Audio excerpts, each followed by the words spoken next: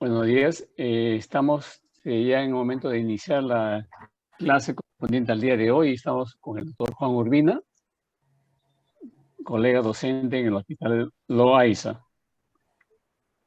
El tema es el laboratorio de anemias. Bien, doctor Urbina, adelante. Ok, muchas gracias, doctor. ¿Cómo están con todos ustedes de la Universidad San Martín de Porras? Supongo que estarán listos para nuevos aprendizajes, ¿no? Sí. Y el día de Un hoy poquito más vamos fuerte, a... doctor, o acérquese a la computadora. Antes estaba bien el volumen. El día de hoy vamos a presentar el caso, el tema de laboratorio de hematología, anemias y leucemias. En sí, el laboratorio de hematología es una rama importante de rutina en general, de toda práctica clínica del médico, ¿no? Prácticamente todo, casi el 90% de pacientes necesitan una prueba, una prueba de la sangre total. Por eso que Por estas favor, pruebas, acérquese más al micro, doctor. no, vamos a ver si por eso que estas pruebas requieren, Así está mejor, así está mejor. Entonces, esta prueba requieren una muestra especial de sangre coagulada, ¿no? De sangre que no se coagula, ¿no? Entonces, es la diferencia, ¿no?, del laboratorio de hematología y otras partes del laboratorio de bioquímica, sangre total. Vamos a estudiar las células y los factores de coagulación del plasma. Comenzamos el tema de hoy, básicamente centrado a las patologías de anemia y leucemias, ¿no? Pero primero daremos algunas introducciones sobre el laboratorio en general, la parte hematológica en general, ¿no? El tema es laboratorio hematológico, serie roja, anemias, serie blanca, leucemias. La serie trombocítica o plaqueta será tratada en la área del tema de coagulación en otra clase aparte, ¿no? Laboratorio hematológico sería roja y sería blanca, anemias. El tema anemias, ¿no? ¿Cuál es la importancia? La anemia es una de las enfermedades o problemas, en realidad es un problema universal, ¿no? Muy frecuente, uno de los problemas más frecuentes en la práctica clínica, ¿no? Acompaña una serie de enfermedades. O sea, la anemia por sí sola no es una enfermedad, es una especie, un grupo de síntomas y signos, o sea, es un problema médico, la anemia, ¿no? La Organización Mundial de la Salud define claramente la anemia como una disminución de la hemoglobina. Entonces, el concepto de anemia se basa en conocer los valores de hemoglobina. Es decir que una persona tiene anemia está ligada a la necesidad de un laboratorio clínico para determinar la hemoglobina del paciente. No hay otra manera. Anemia equivale a tener un laboratorio, a hacer el diagnóstico de la hemoglobina del paciente. La OMS lo define así. Y así se establecen valores normales para mujeres y para varones. En el caso de mujeres, como vemos arriba, la curva de Gauss, color amarilla, en el gráfico vemos la curva de Gauss amarilla, ¿no? El valor promedio normal de la mujer va de 12 hasta 14 de litro. En cambio, en el varón un poco más avanzado, la curva anaranjada tiene 14 hasta 7 gramos de decilitro. Hay una diferencia básicamente de estimula la eritropoyetina y estimula entonces la formación de más cantidad de hemátias, ¿no? La eritropoyetina del riñón. Entonces, todo durante la etapa después de la adolescencia, en el varón le sube la hemoglobina debido al incremento de la eritropoyetina. Entonces, ustedes ven ahí la curva amarilla de la mujer, la curva de Gauss con un promedio central de 13 y la curva del varón con un promedio, ¿no? Una diferencia. Todo esto son a nivel termal. La OMS define anemia como la hemoglobina cuando está por debajo en el caso de la mujer de menor de 12 y en el caso del varón menor de 13. Esa es la definición oficial de anemia, ¿no?, por la Organización Mundial de la Salud. El rango normal es variable, pero si una hemoglobina en la mujer está por debajo de 12, ya está con anemia. Si en el hombre está por debajo de 13, está con anemia, según la definición de la OMS. Y la embarazada es el caso de si está por debajo de 11 gramos por decilitro. Una mujer embarazada puede tener un poquito menos de hemoglobina, es normal, ¿no? Otros factores que intervienen en los valores normales de la hemoglobina, ya hemos dicho que la edad digamos una mujer en edad reproductiva, ¿no? Hasta la menopausia, hasta de la premenopausia, mantiene la hemoglobina el rango de 12 a 14. Cuando llega la menopausia, al bajar los efectos del estrogénico generador de los andrógenos, subir un poquito la hemoglobina en la mujer. Entonces, y en los nacidos la hemoglobina es más alta, trae el fetal, ¿no? Más alta que va bajando. Otros factores que influyen es el sexo, ya dijimos, la mujer y el hombre es diferente, y la altura a nivel del mar, ¿no? ¿Por qué? Saben que la hemoglobina, la utilidad de la hemoglobina, la utilidad principal es captar el oxígeno y llevar el oxígeno a todo el organismo, a través de los hemoglobines, ¿no? Bueno, entonces, hay presión de oxígeno, por lo tanto, se para compensar la disminución de presión de oxígeno. Entonces, son las variables en diferentes de factores, ¿no? Si se define la OMS como la hemoglobina menor de 12, en las mujeres significa de 1. Que venga hemoglobina 12.5 o 13, podría ser, porque para su altura recto más, ¿no? Todos estos valores son relativos, hay que tener en cuenta siempre la edad del paciente, el sexo del paciente, la altura a nivel del mar donde vive, la nutrición influye también, pues, ¿no? Ahora, este es el esquema de la rutina de un examen de hemograma en parte de los glóbulos rojos. Cuando uno ve a los glóbulos rojos, tenemos ahí en este resultado de hemograma completo, hacemos 3 estudios de laboratorio.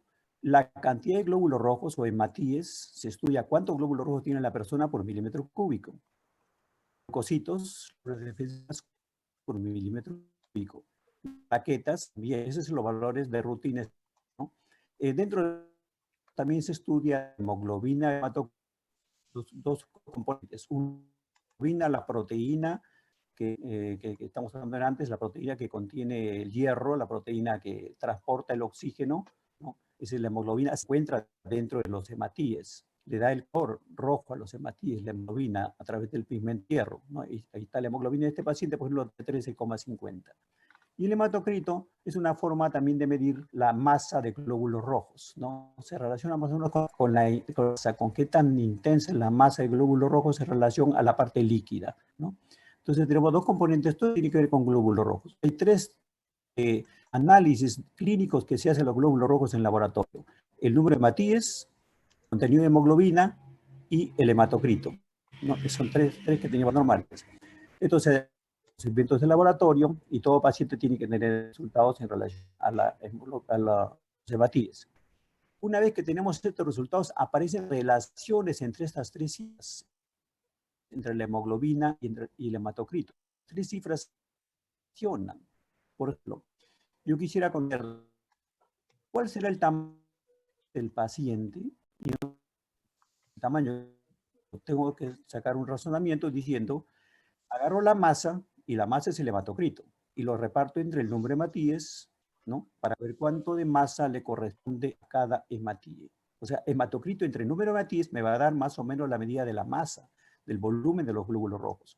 Por eso que tenemos ahí la primera constante popular llamada hoy en día índices eritrocitarios, el BCM. El BCM es un valor resulta de la deducción de los glóbulos rojos de hematíes y hematocrito. Es dividir el hematocrito entre los hematíes, repartir la masa entre los hematíes, ¿no?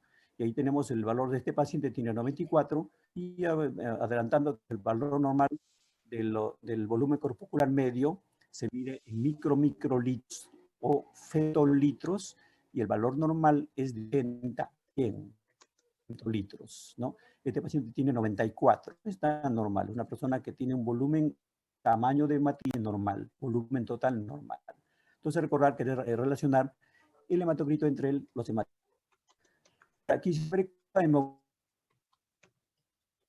en peso, picogramo, hemoglobina, de ahí simplemente reduzco hemoglobina entre los hematíes para saber cuánta hemoglobina.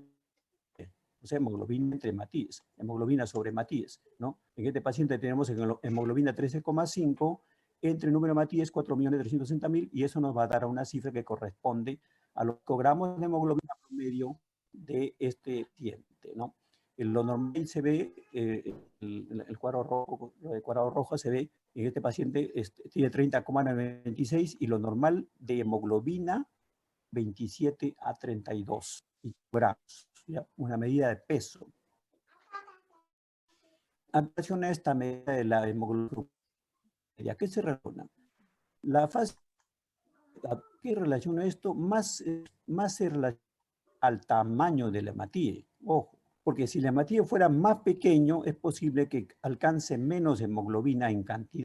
Y si fuera más grande, tuviera más cantidad de hemoglobina, el peso total de hemoglobina. Por eso es una medida también indirecta de evaluar el tamaño, ¿ya? El tamaño tenemos el volumen corporal medio, que es precisa.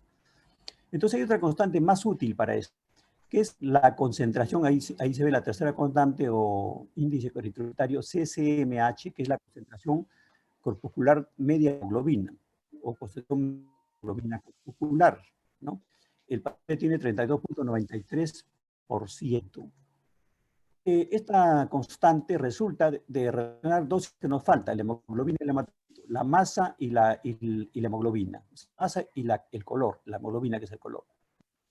Como aquí relacionamos la masa, estamos hablando de la intensidad de color y esto lo sacamos viendo la hemoglobina en el hematocrito. Y el 32,93 y revisen, vean esa cifra, 32, 23 y 3 y a correr la tercera parte de 100. Es el promedio central del rango, ¿no? Lo normal de la población media de hemoglobina corpuscular es 32 a 36%. Y ojo, rango 32 a 36, el centro es 33,3, que es la tercera parte de 100.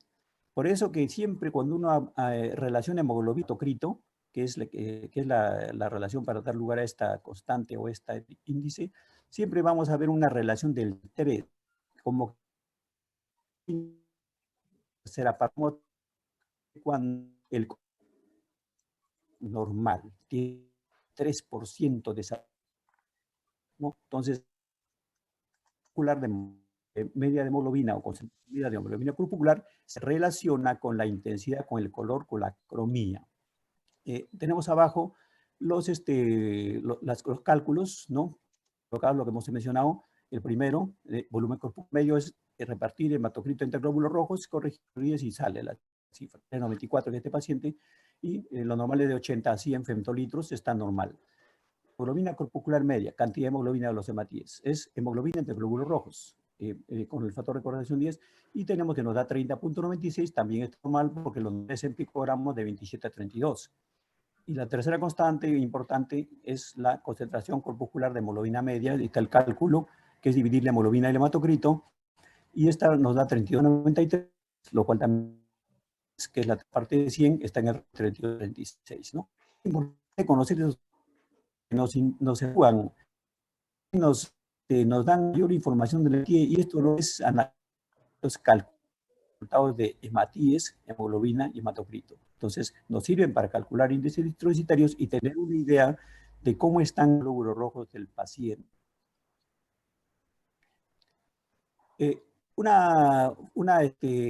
Examen adicional es importante en la evaluación de un paciente, de los glóbulos rojos de un paciente, es el examen microscópico de la lámina periférica, ¿no? Ese es importante. No me puedo quedar con las cifras.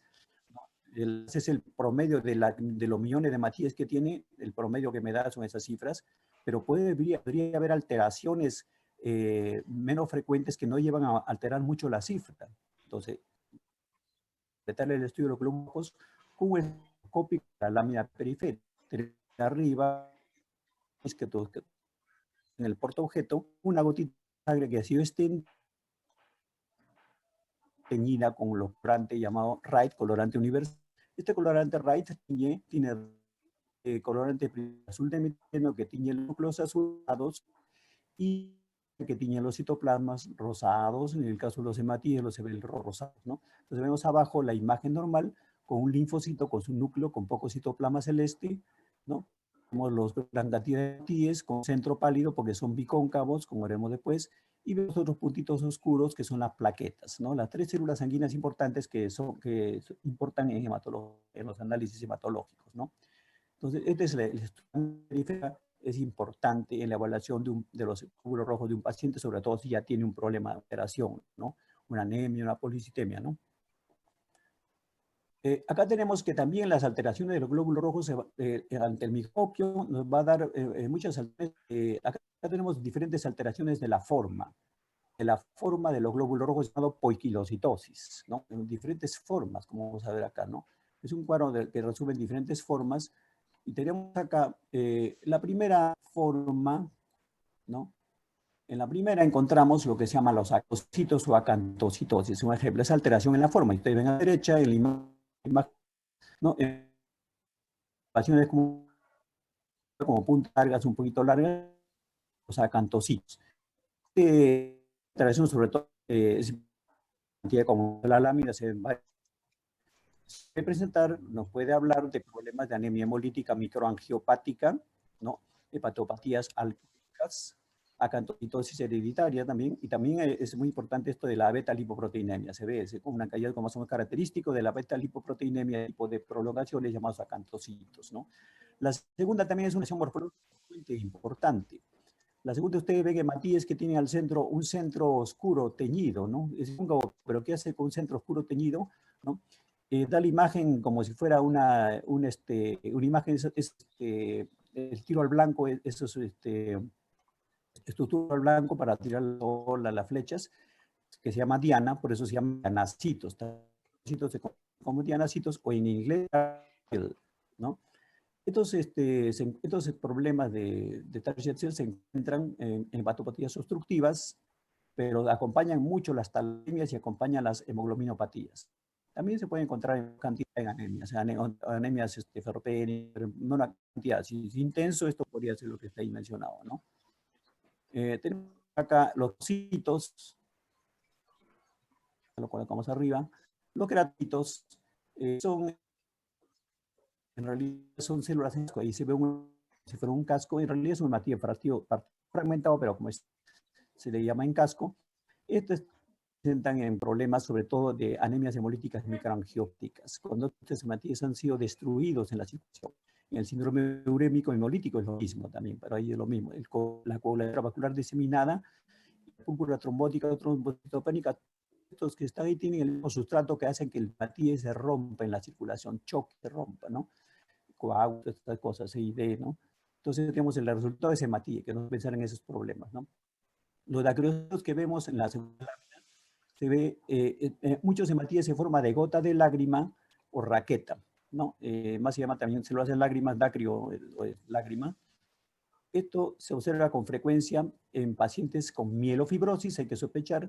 Es una característica más o menos común también en lo que se llama la eritropoiesis ineficaz, o sea, fabricación de hematíes no eficiente. Y también acompaña con frecuencia las anemias megaloblásticas, como después. La tercera lámina observamos varios hematíes alargados, oscuros, se ven ahí, oscuros, aparecen en las o ¿no? Esa banana, en forma de banana. La sickle cell, en inglés también se conoce como sickle cell falciforme. Esto acompaña con frecuencia la típica falciforme, una anemia, una hemoglobinopatía que afecta la estructura, la forma de los hematíes y produce un montón de problemas clínicos relacionados mucho a trombosis, ¿no? Y hemosis, ¿no? También en las hemoglobinopatías CS y algunas talasemias. Este tipo de hematíes llamados drepanocitos o células falciformes. Vemos acá en esta lámina de abajo los eliptocitos también que se relacionan a la eliptocitosis hereditaria, ferropenia se encuentra y talasemias. Es un hallazgo muy específico, pero cuando hay mucha cantidad ya podemos decir este paciente tiene en forma hereditaria hematíes en forma de elipse, eliptocitosis hereditaria, pero puede acompañar la ferropenia en forma en la lámina de arriba dos ovalocitos que son más o menos hematíes un poco grandes y ovalados, ¿no? ahí se ve un poco, relativamente es un poquito más grande que el promedio y forma ovalada sobre todo. La forma ovalada de hematía grave hace pensar que sí estamos ante una posible sospecha de anemia por deficiencia de vitamina B12 o ácido fólico. Son los ovalocitos, anemia hemoglobinótica, venemos pues. Los equistocitos, aquí se ve, en la imagen se ven fragmentos de hematíes mordisqueados. Se ve ahí como que lo hubieran mordido las hematíes. Lo que pasa es que estos hematíes se han partido, se han destruido en la circulación. Es una forma de hematíes que he visto, pero la forma más frecuente es esta. Se llama esquistocitos, ¿no? Presentan en las anemias hemolíticas, microangiopáticas. No es de tipo microangiopática, donde coágulos en las hematíes ahí y se produce la fragmentación hemática de los hematíes. Ahí dice hemólisis por fragmentación. Luego tenemos abajo el hematíe, se ve con hematíe, con la rueda alrededor del arco. No son tan como los acantocitos, son prolongaciones, pero no tan intensas como los acantocitos, como púas que son acá, no, es como un timón de barco, es ligero.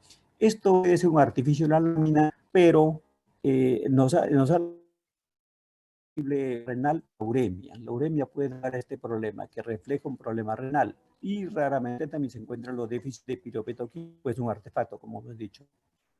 La que sigue acá, vemos en matiz, ¿qué vemos acá? Muchos tienen la parte central pálida, están intensamente coloreados rojos y son redondos y pequeños. Lo que pasa es que son hematíes esféricos. Esto es la esferocitosis, se ven más oscuros. La esferocitosis, si hay mucha, pues esferocitosis, ¿no?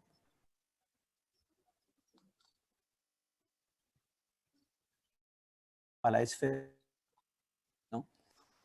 Nuevamente, en donde observamos la presencia de hematíes con boca, estomatocitos, como una especie de boca al centro, ¿no?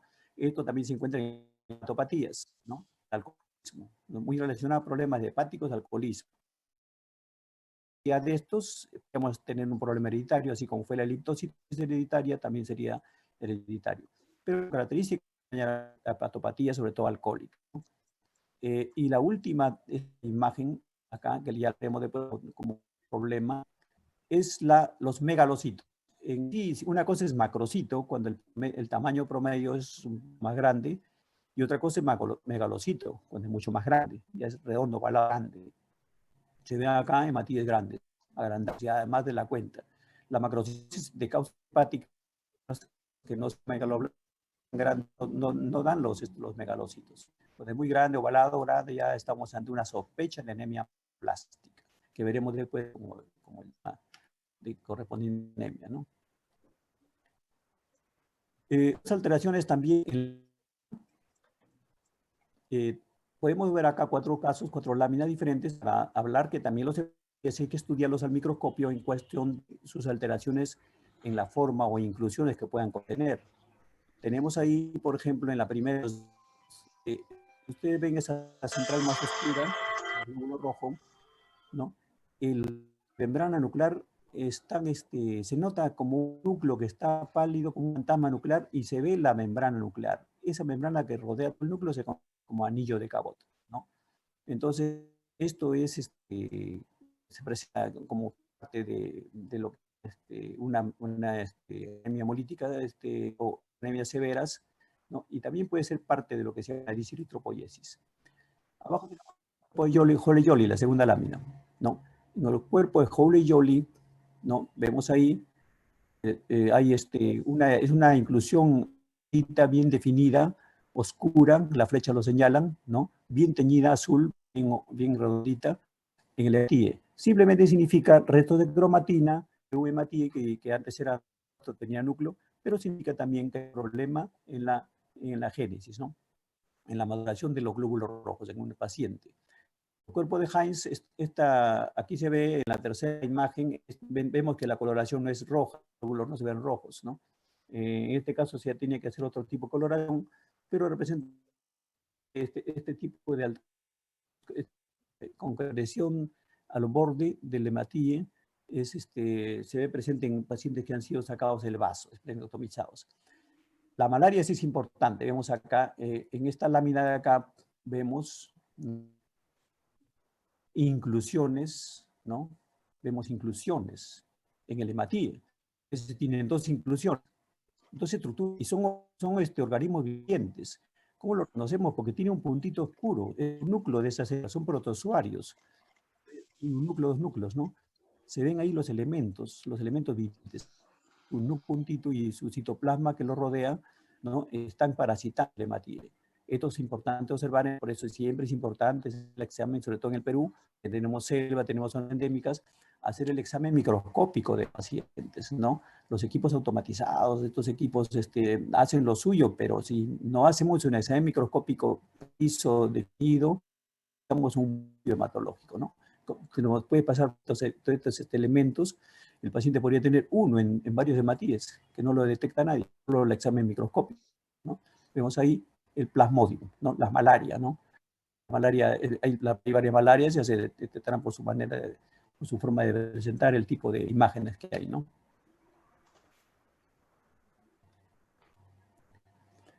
Hablando de leucocitos, ¿no? Porque vamos a hablar de...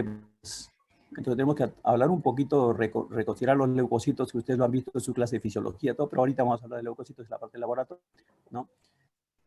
Ya recordar que los linfocitos en la defensa, las células defensivas tienen movilidad, la mayoría de ellos, y son células defensivas en el organismo, ¿no?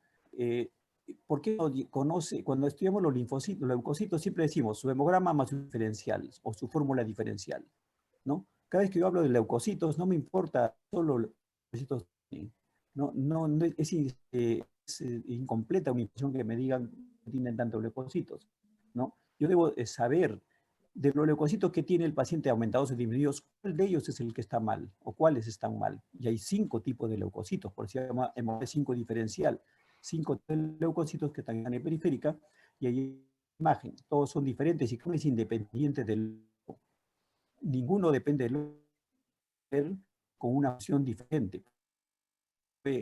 Alteración de leucocitos tenemos que centrar uno de ellos cuál es el problema, cuál es el que tiene el problema, ¿no?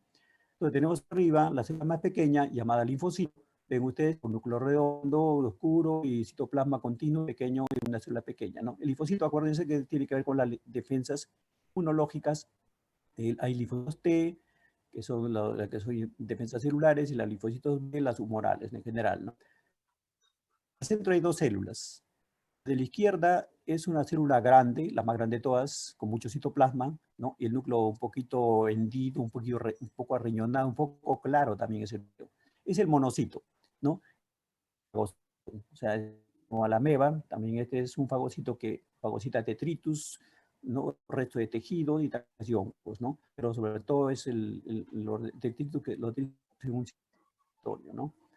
A la derecha tenemos acá un granulocito basófilo, no, por error está. Si ustedes ven esta que está a la derecha, al centro de todo prácticamente, ¿no? A la derecha el monocito, vemos un elemento con un núcleo segmentado partido. Y abajo también vemos el núcleo segmentado y partido. Otros son polimorfonucleares. Los dos de abajo más del centro son los polimorfonucleares. Ese que tenemos al centro, los gránulos son finos, ni rojo ni azul, un color intermedio mezclado, neutro, está al centro. Por eso ese tipo de granulación en el citoplasma se llama neutrófilo. Abajo a la izquierda, en la izquierda tenemos un elemento también segmentado, tiene gránulos gruesos, color basófilo, azules. Se llama basófilo porque son azules. Azules es lo contrario de ácido. La adición de contrario con azul de metileno. Entonces, es basófilo. La derecha también tiene naranja y es el eosino. Los 5 elementos que tiene que toda persona sana en su área periférica, que juntos forman los leucocitos, ¿no? Por eso siempre debe, la cifra leucocitaria tiene que acompañarse del recuento esencial. Ahora, el leucócito, una de las células más frecuentes, abundantes del organismo, de los leucocitos, si hablamos de porcentaje, va de un porcentaje de 55 hasta un 70% más o menos, pero es bien variable eso, no hay que confiar mucho en el... Pero tenemos acá el cuadro de la maduración, por ejemplo, del neutrófilo.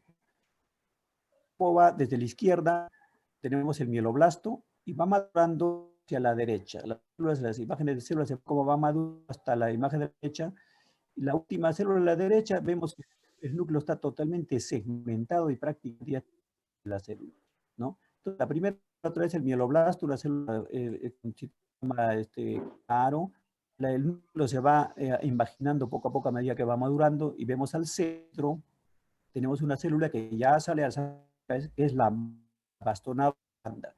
El núcleo se ha cementado, hendido, ya es en ese estado en el cual se hende ya sale a la sangre, porque el estado antes de ese estado está en la médula ósea. Cuando sale a la sangre en forma de banda, ¿no?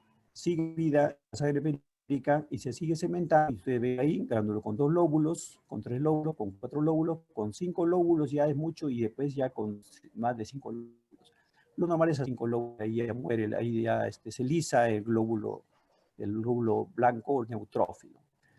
La imagen es solo para mostrar la existencia de los leucocitos inmaduros, de grupos de leucocitos inmaduros que se van convirtiendo después en maduros, para entender el concepto de lo que es la desviación izquierda. Pueden haber escuchado en relación, ustedes lo han escuchado en relación a infecciones, ¿no? La desviación izquierda ha estado a infecciones bacterianas. El paciente está con desviación izquierda, debe tener una infección bacteriana, ¿no? ¿Por qué? Los neutrófilos son los que luchan contra las bacterias, la defensa celular fagocítica, fagocitan las bacterias y otros elementos también, pero las bacterias es parte de su respuesta del neutrófilo, ¿no? De tal manera que una infección bacteriana comienzan a destruirse, son destruidos por la lucha esta, son destruidos una cantidad de neutrófilos y también el organismo responde fabricando más de ellos. Por lo tanto, muchos elementos tempranos van saliendo a la sangre periférica y ahí tenemos que las bandas que están al centro, que lo normal habría 1 a 2% en un paciente, una o nada, comienza a aumentar. Entonces, el aumento de bandas, sí que la población del paciente se está, de su población de glóbulos blancos, están aumentando elementos más juveniles, como las bandas, incluso metabolitos. Entonces, su población se está tirando hacia la izquierda. ¿Por la izquierda? Porque estamos comenzando con la izquierda a ver la población. Entonces, la población que ven acá, la población de la línea centro, porque la población de este paciente se ha tirado hacia el normal, es la línea roja, ¿no? Que haya poquitos y el resto normal. Pero aquí la población del evento se ha hecho más inmadura y más grave si se pone como amarillo. María ya una reacción leucemoide, una fuerte infección séptica, una cosa grave, una infección casi que lo lleva a UCI, puede como muchos elementos inmaduros. Entonces, de visión izquierda es eso, es la respuesta de elementos juveniles tempranos a la sangre periférica y la población sea juvenil en personas, ¿no? Es como un país con gente más joven y un país con gente más adulta, lo contrario, ¿no? Aquí tenemos la división a la derecha que es con muchos elementos segmentados ya. Es como comparar un país de poblaciones adultas en Europa, en otros países nórdicos, donde hay mucha población adulta, podríamos decir que es de división a la derecha, muchos elementos maduros. En cambio, de división izquierda es con muchos elementos juveniles, que eso significa respuesta ante una infección. Tenemos acá la referencia de las, nuevamente, hematocritohemoglobina para los diferentes grupos por edad, y vemos que los recién nacidos siempre un poquito alta. En el niño al año y 2 años ya el niño año hasta los 6 años ven que es igual. Prácticamente se mantiene estable de 11 a 13. Solo el adolescente ocurre, en el varón aumenta. Eso es lo que no ocurre nada con la mujer, se mantiene por ahí 14, 12, 16, 14, ¿no? En el hombre aumenta por efecto, como dijimos al comienzo, de la masculina andrógenos que simplemente aumenta. Se mantiene igual, o sea, la hemoglobina que le baje, sino que se mantiene igual como era niña, ¿no? Y en el varón sí le sube por efecto de la hormona androgénica, ¿no? La diferencia de la edad. La manifestación clínica de la anemia ¿no? Que ver todos los órganos del organismo, ¿no? ¿Qué es el oxígeno que no llega? Eso es lo que ustedes tienen que deducir. Anemia significa no llega oxígeno. Entonces vamos a ver problemas donde quienes más lo requieren y consumen es el sistema neuromuscular, los nervios, el sistema cardiocirculatorio, el sistema nervioso, el sistema gastrointestinal, el sistema urinario, hay síntomas en todo sitio. ¿Qué observamos? Palidez de piel y mucosas, ¿no? Palidez, incluso las mucosas, ¿no? Característica evidente. Progresiva, el paciente va siendo cada vez más débil, no tiene ganas, menos energía, porque hay el oxígeno. Lo mismo la dinamia, falta ¿no? de fuerza, ¿no?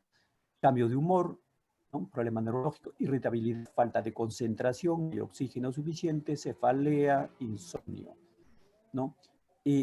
Pero las anemias en su estado inicial no se notan. El paciente, mucha gente está desanimada, y lentamente toda la gente se acostumbran a que el paciente tenga síntomas y casi no lo notan el cambio de color de la piel porque se acostumbran, porque es lenta la aparición de la anemia. La persona puede estar pálida y nadie se da cuenta. Pero recordar, ojo, que la palidez no significa anemia. Ya dijimos al comienzo que para hablar de anemia tenemos que tener si no, no hay forma de decir que tiene anemia. Yo veo una persona pálida, no puedo decir que tiene anemia. Hay otras causas de simplemente la sangre no está en la superficie por muchas causas, la sangre, pero cuando ya se hace la hemoglobina, sí causa palidez. En caso de anemia severa, vamos a tener muy evidente por el paciente con palpitaciones, dignas de esfuerzo. El paciente se cansa al hacer esfuerzos que se compara con otras personas, entonces recién, pero ahí ya está muy baja la hemoglobina, lo más probable. Síntomas de insuficiencia cardíaca también. Cuando ya síntomas de un paciente con anemia, cuando siente algo ya le pasa, ese posiblemente ya está muy avanzada el estado de anemia, ya debe estar una anemia moderada a severa más o menos, ¿no? Un grado avanzado. Ahora, cuando hablamos de anemias en laboratorio, tenemos que primero clasificar el laboratorio. Ya sabemos, la anemia depende del laboratorio. O sea, si yo tengo un paciente que tiene laboratorio, así que el laboratorio es lo primero. El laboratorio manda la anemia antes que yo diagnostique que anemia puedo ser portada. El laboratorio de la anemia, el laboratorio establecer las formas de cómo clasificar la anemia. Tenemos que clasificar qué tipo de anemia, ¿no? ¿Cómo es esta anemia? Para después tener una clasificación más o menos de la anemia por su forma, varias cosas. La causa de anemia debe ser por este problema, por esta enfermedad. Tengo que clasificarla para ir pensando qué puede ser, ¿no? Tenemos las anemias, la clasificación se basan en dos componentes, ¿no? Puede ser el índice de producción medular, o sea, ¿qué tanto produce la médula ósea? Recordar que la médula ósea de los adultos es la que fabrica los glóbulos rojos. O sea, medir cómo está produciendo esa médula ósea a través de calcular el índice de producción medular. Y ahí tenemos que la anemia puede ser del tipo generativo o del tipo degenerativo. ¿Qué significa regenerativo? Que la médula ósea está regenerando, está trabajando bien. Le faltan glóbulos rojos. La médula está haciendo lo que puede por fabricar más y más normales glóbulos rojos. Lo que pasa es que le falta afuera, se van perdiendo alguna cosa que obliga a trabajar mucho la médula ósea. Y al final hay anemia, pero la médula siempre trabaja lo que puede, trabajando bien. Eso se llama anemia regenerativa. Y anemia regenerativa cuando la producción medular está disminuida. Esa médula tiene un problema. Algo pasa a nivel de la síntesis del glóbulo rojo y entonces no hay regeneración adecuada. Y así que se van perdiendo los glóbulos, no porque se pierdan, sino no se están fabricando. No hay una suficiente producción. Eso se llama. Para ello debo tener el índice muscular para saber si la anemia del paciente se debe a un exceso de pérdida o a una falla en la fabricación regenerativa. Clasificación importante también para definir el tipo de en base definido al comienzo, índice eritrocitario, o sea, hallar los índices eritrocitarios, ¿no? Y tenemos entonces, según el índice eritrocitario, solo del tamaño, tenemos anemias microcíticas cuando los glóbulos son pequeños, macrocíticas cuando los glóbulos son grandes, y normocíticas cuando los glóbulos son de tamaño. Ojo, el glóbulo tiene un tamaño normal y el paciente puede tener una anemia severa, gravísima, y el tamaño normal es la más temible, ¿no? Si tuviera microcíticos, le falta alguna cosa, vitamina. Si tuviera macrocítica, lo más probable es que le falte otra sustancia, puede dar. Normocítica, sí podría haber otro problema más grave, porque los glóbulos no están mal dados, ¿no? Entonces, pero ahí tenemos que clasificar sí, cómo están los glóbulos del paciente, el tamaño, el índice eritrocitario, ¿no? Entonces, el índice de producción medular es una prueba importante para evaluar si el paciente está regenerando o no regenerando los glóbulos rojos de forma adecuada. Y tenemos anemias regenerativas o periféricas, cuales la médula sí trabaja muy bien, y tenemos las causas, la hemorragia aguda,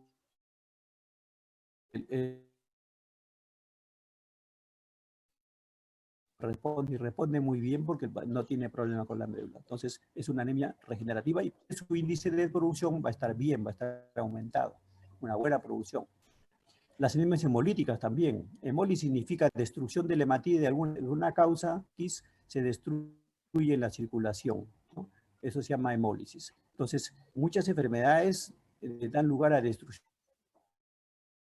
de las hematías y estas enfermedades se llaman anemias hemolíticas, ¿no? Pueden del tipo congénitas, ¿no? Cuando hay problema con la membrana de los hematíes, membranopatías, más del glóbulo rojo normal, hemoglobinopatía, hemoglobina anormal de los glóbulos rojos, todo lugar a que puedan destruirse los glóbulos rojos en la periferia, en el pulmón. Heridas, puede destruir por accidentes, por aplastamiento, un montón de causas, ¿no? Sanitarias, destruir los glóbulos rojos por parásitos, varias causas externas pueden destruir los glóbulos rojos y dar lugar a una respuesta de mayor producción, compensar la pérdida. Por lo tanto, si habría anemia, sería una anemia regenerativa, porque la médula está regenerando. En cambio, la anemia regenerativa es donde el problema sí está en la fábrica, en la médula, ¿no?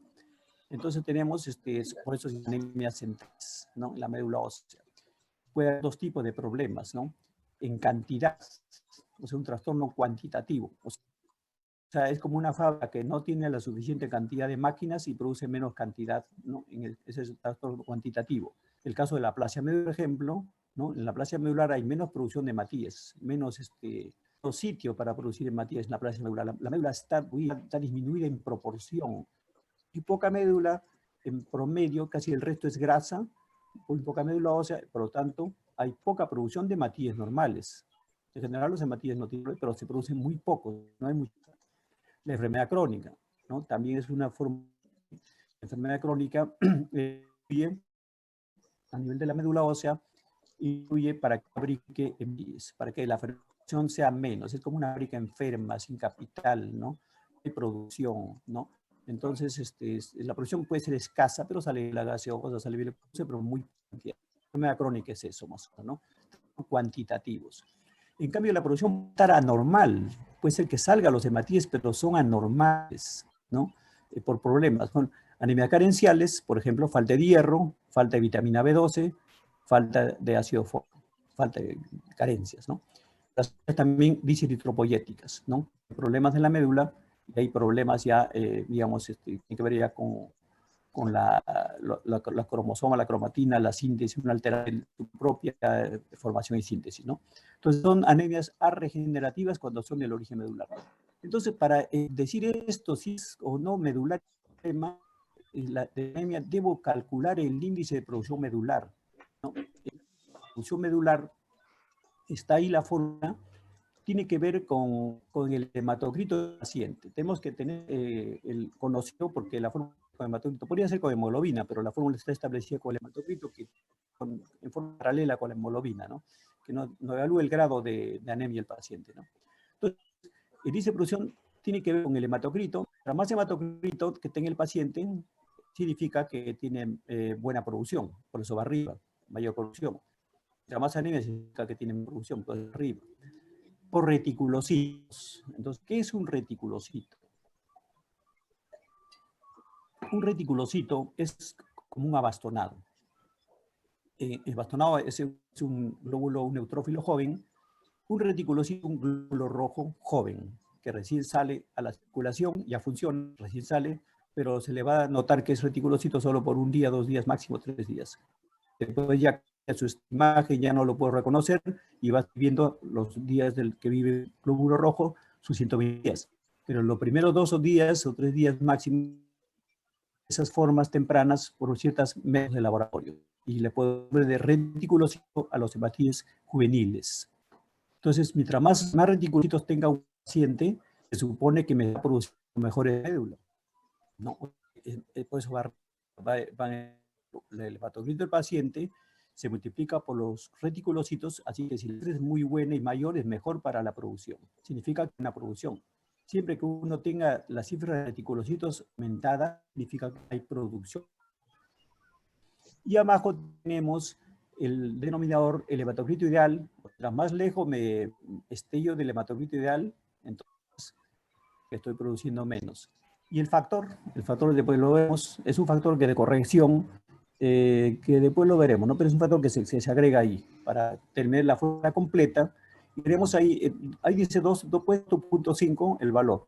Cuando el índice de producción, este cálculo, me sale por debajo de 2, estoy en una anemia, ¿no?, o proliferativa, también llamada arregenerativa. O sea, hay problema medular.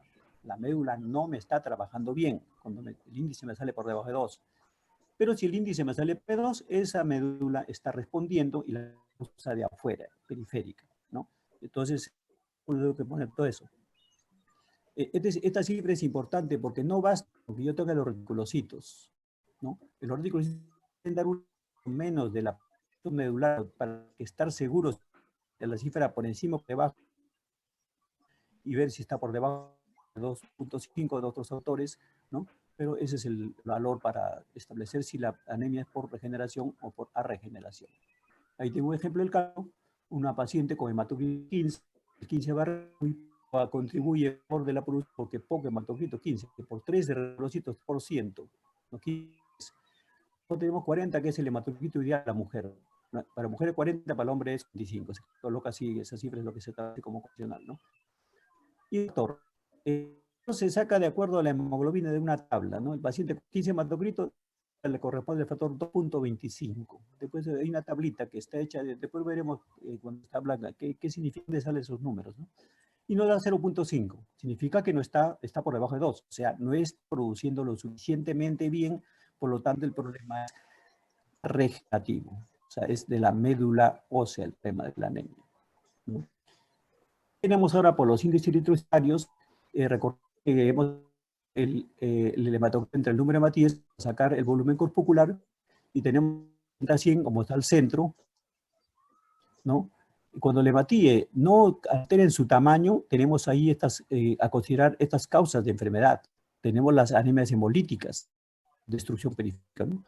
Las hemorrágicas, la plasia medular, o sea, una médula llena de grasas, ya perdió los tejidos sanos, el tejido no, y todos son de los adiposas, ¿no? Esa plasia medular. La infiltración medular por enfermedad corta, por ejemplo, médula invadida porque no hay mucha médula, que es la plasia medular, pero por otra causa, ¿no? Y la enfermedad crónica. Generalmente vamos a encontrar el tamaño del hematíes normal. En el caso de la enfermedad crónica a veces se encuentra un poquito chico, a veces tiene al lado chico, ¿no? Pero en general es normal al comienzo. Pero por debajo de 80, ¿no? Volumen 80, bordea los 80, inclusive puede estar en 82 a 83, ¿no? Y hay que sospechar. Pero ya que definitivamente por debajo de 80 ya es.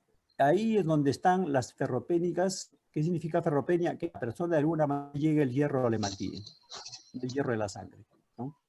Las talasemias también dan esa imagen de microcítica. Y lo opuesto a la de dice macrocíticas, cuando el volumen está por encima de 100, ¿no? Del valor normal 100. Están las anemias megaloblásticas por deficiencia de vitamina B12, las hepatopatías, problemas de tiroides, es una de las causas frecuentes también de macrosis homogénea, y el alcoholismo. Entonces, también importa evaluar estos cantantes corporales por los índices sensitarios para ver hacia vamos a la anemia de un paciente, ¿no? Como ustedes ven, primero, antes de decir qué tiene este paciente, ¿cuál es la causa de la anemia? Debo primero clasificar si produce o no produce la médula, y si el tamaño de la hematía está bien, el color de la hematía está de buen color bajo, o sea, hipocrómico, ¿no? Entonces, las primeras anemias que vamos a estudiar en el grupo son las anemias microcíticas. En general, la que representa principalmente la anemia microcítica, sobre todo en los adultos, y la más frecuente anemia que en la práctica diaria y clínica es la ferropénica, ¿no?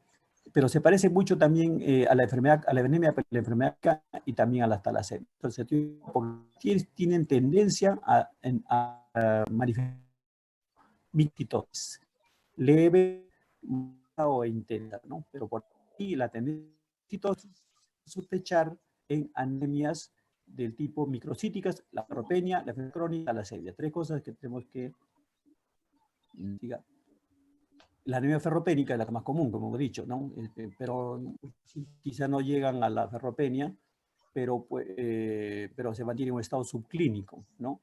Es importante todos los en el laboratorio y la hemoglobina es importante, la constante. Y aquí tenemos la imagen de la anemia ferropénica. Es el recuento de glóbulos rojos, pero a recordar, el recuento de glóbulos rojos va a ser importante para que yo pueda calcular el volumen corpuscular, o sea, para dividir entre el número de Matías. Diagnostica anemia de glóbulos rojos. La hemoglobina sí me va a diagnosticar el grado de anemia, también el hematocrito. Porque recordar que la hemoglobina es la tercera parte del hematocrito en un estado más o menos normal. De ahí sacamos la constante corpuscular o índices corpusculares y, como dijimos, el frotis sanguíneo. Va a ver la morfología. Vemos acá dos imágenes, ¿no? De dos casos diferentes. El de la izquierda, que está más grande los hematíes normales, del tamaño normal, con la parte central pálida. La tercera parte son bicóncavos, pero a la derecha contrasta esta imagen con hematíes pequeños, también que parecen anillos, porque hay mucha cantidad pálida al centro. Esto es la expresión de microcitosis hipocromía, ¿no? Entonces tenemos y las características típicas de estas anemias microcíticas con frecuencia se acompañan de hipocromía, ¿no? El concepto de anisocromía son otros conceptos más que ya hay que revisar. Ahora, ¿qué causas producen la ferropenia? ¿Cuál es la causa de ferropenia? ¿No? No le da hierro, no se nutre, ¿no? Hay otras causas más. La persona puede estar comiendo bien, pero puede tener una anemia por ferropenia, por más que coma buena cantidad de hierro. Entonces hay varias causas de ferropenia. Tenemos aporte insuficiente, lo que estamos diciendo primero, ¿no? Aporte, disminución de la absorción de hierro. Primero que les tiene una especie de gastritis atrófica, ¿no? Entonces no hay un suficiente aprovechamiento del hierro. Enfermedad y otras operaciones gástricas. O problema gástrico es importante verlo, ¿no? El organismo requiere mucho hierro, es el consumo excesivo. Necesita aportes extra de hierro y no le damos. El embarazo, la lactancia y el crecimiento. En niños, por ejemplo, pacientes en crecimiento, aumenta su necesidad de hierro. Y si estamos dando al que coma como siempre no les aumentó la dieta, tiene un riesgo de anemia por falta de hierro, porque necesita más hierro. Proporcionado por déficit de vitamina B12, pues síndrome profiláctico con eritropoyetina también a un paciente, y es una cosa, a los pacientes que se les da eritropoyetina, ¿no? Se llega a aumentar la necesidad de hierro. Le estamos haciendo que fabrique el glóbulo rojo más de la cuenta porque necesitan por otra causa, problema renal, entonces hay que darle hierro, y si no le damos hierro va a ser la anemia ferropénica. Va a quedar pero chiquitito, o sea, microcíticos. Otra causa de problema de hierro es la elevación excesiva de sangre, pérdidas ginecológicas, pérdidas digestivas, en el varón más frecuente, ¿no? Problemas gástricos, ¿no? Úlceras, todas estas cosas, ¿no? Y también presencia de parásitos, un montón de causas externas, ¿no? Que hacen que no haya un buen aporte de hierro, que no llegue a la sangre. El pronóstico de la anemia microcítica, siempre pensamos primero en ferropenia, y ya queremos darle hierro al paciente, pero no. A un paciente que tiene una sospecha de anemia ferropénica, una anemia microcítica, y queremos ya dar hierro por hemoglobina baja, sea hombre o mujer, sospechamos, no tenemos rápido darle el hierro en cantidades extras, es tóxico. El hierro no puede darse si no se confirma que el paciente necesita hierro en sus hematíes, van a absorber ese hierro con toda facilidad. Si hubiera un problema, el hierro podría acumularse en la sangre y producir toxicidad, ¿no? La hemocromatosis. Tenemos que hacer la diferenciación de las causas de estas anemias microcíticas, ¿no? Puede ser la deficiencia de hierro, efectivamente, ferropenia. puede ser la enfermedad crónica y también puede ser la talasemia, que no está acá. 3 cosas en el microcítico. Y como digo, si veo una persona con talasemia, le doy hierro, lo empeoro, porque su hierro está muy bien en sangre. La enfermedad crónica, el hierro no le va a mejorar nada a su anemia, ¿no? Entonces, antes de dar hierro, debo discriminar, definir las anemias microcíticas por estas pruebas de laboratorio que están mencionadas en este cuadro, que son el dosaje de hierro sérico, la transferrina, el porcentaje de saturación de transferrina, la ferritina y el RDW. El RDW es una constante corpuscular al examen microscópico de los hematíes para decirnos si los tamaños son parecidos entre ellos, hay muy en el tamaño, o sea, hay lo que se llama la histocitosis o no. RDW es una constante corpuscular también moderna hoy en día, que se llama amplitud de dispersión eritrocitaria o red dispersion white. Es lo que equivale a decir hematíes disparejos en tamaño, ¿no? O hematíes casi parecidos, son pequeñitos y más o menos, ¿no? Entonces, tenemos las diferencias. Y ahí vamos a ver en este cuadro nomás, ¿no? Si lo ponemos contra la enfermedad crónica, que en el adulto es la segunda causa importante de anemia microcítica. Si hacemos dosaje de hierro sérico, definitivamente que lo vamos a encontrar muy bajo cuando le falta hierro. La sangre no tiene hierro, así que posiblemente sea ferropénica, le está faltando hierro. Así que el primer examen es hacer hierro en sangre. Está muy disminuido. En la persona con enfermedad crónica también disminuye, pero también puede estar normal, ¿no? Pero puede disminuir también la entrada de hierro o la absorción. La enfermedad crónica va a afectar y puede a poco disminuir la justa el hierro. Pero si disminuir, estamos sospechando mucho de que sí estamos ante una ferropenia. Así que si tiene poco hierro en sangre, sí sería bueno que le demos hierro. Por eso tenemos que hacer ese análisis de hierro para antes de darle hierro. La transferrina, y esta es la clave. La transferrina es la clave para diagnosticar, diferenciar claramente el hierro, la deficiencia de hierro de la anemia crónica, por enfermedad crónica. En la deficiencia de hierro, la transferina está aumentada, ¿no? La capacidad, la transferina está, la actividad de transferina se llama, ¿no? Está aumentada en su actividad, en su manifestación debido a la necesidad de tener hierro. Acordar que la transferina es la sustancia proteína que interviene en la incorporación del hierro del plasma hacia el hematíe. Entonces, no habiendo hierro, la transferina está ávida por el hierro. Entonces, hay un incremento de la actividad transferrina en el anemia ferropénica, ¿no? Quiere jalar hierro, pero no encuentra. Entonces, hay un incremento de la ferrina, ¿no? Como respuesta ante la falta de hierro en sangre periférica, ¿no? En cada crónica, recordarle que la transferrina es un marcador inflamatorio. En la enfermedad crónica afecta la reacción, la respuesta transferrina. Está afectada, está dañada esa respuesta por la enfermedad crónica. El hematíe está asténico. El hematíe no necesita, no quiere, no puede jalar hierro. Le falta hierro, no lo puede jalar porque hay una disminución de la actividad transferrina, ¿no? Es más radical. Por eso que este dosaje de transferrina es clave para diferenciar anemia por falta de hierro o anemia por enfermedad crónica. Clave la transferrina. Vemos el porcentaje de saturación de transferrina, de hecho, que en el caso del hierro sérico está muy disminuido, casi está muy pobre, no está llena esa sustancia que tiene que jalar hierro al hematíe, la transferrina, porque no hay hierro afuera. La anemia por enfermedad crónica está más o menos disminuida también, porque no está ocupada. Otra diferencia importante y también clave para diferenciar la crónica del hierro es la ferritina. La ferritina es relación a la cantidad de reservas de hierro de los depósitos guardaditos en el organismo de hierro, porque cuando uno está normal y sano, tiene el hierro en la sangre y tiene depósitos de hierro, o sea que cuando viene la deficiencia nutritiva, no nos da todavía porque tenemos reservas. Esa es la ferritina que refleja las reservas, ¿no? La ferritina en la deficiencia de hierro está disminuida. Está disminuida la ferritina porque se han agotado las reservas, de hecho, ¿no? Eso es para sospechar deficiencia de hierro. En cambio, la enfermedad crónica no hay problema, está normal, porque no hay problema, no era con el hierro está en la sangre, por ahí está. Para la sangre, no lo aprovecha el hematíe porque la transferrina no lo jala y se acumula en la sangre y pues incluso aumentado. Por eso ferritina en el caso de la enfermedad crónica dice normal o aumentada. Y la última es un parámetro ya de microscopio o también llamado de Red Dispersion White, que refleja la anisocitosis. Tenemos el hierro, la deficiencia de hierro, hay diferentes tamaños de hematíe. grandes, lo que se llama aritocitosis. Normales, muy pequeño, grande, una mezcla de todo, lo pequeño, pero hay mezcla de tamaño que significa aumento de la RDW, o que también significa anisocitosis. En la enfermedad crónica todos son parejitos, la enfermedad afecta a casi todos y todos se bajan de tamaño un poco. Están normales, casi todos se parecen entre ellos y no lo pueden distinguir mucho uno de otros, que a veces no lo confunden y no pueden detectar que están pequeños, ¿no? Pero eso se llama homogeneidad, son homogéneos los hematíes, ¿no? Entonces tengo una forma de diferenciar esto. Acá nos falta también, en el caso del niño es importante incluir ahí las talasemias, los niños de 1 año, de meses de nacidos, 6, 8 meses, ¿no? Es importante las talasemias que también están en anemias microcíticas. Aquí tenemos un algoritmo en la conducta para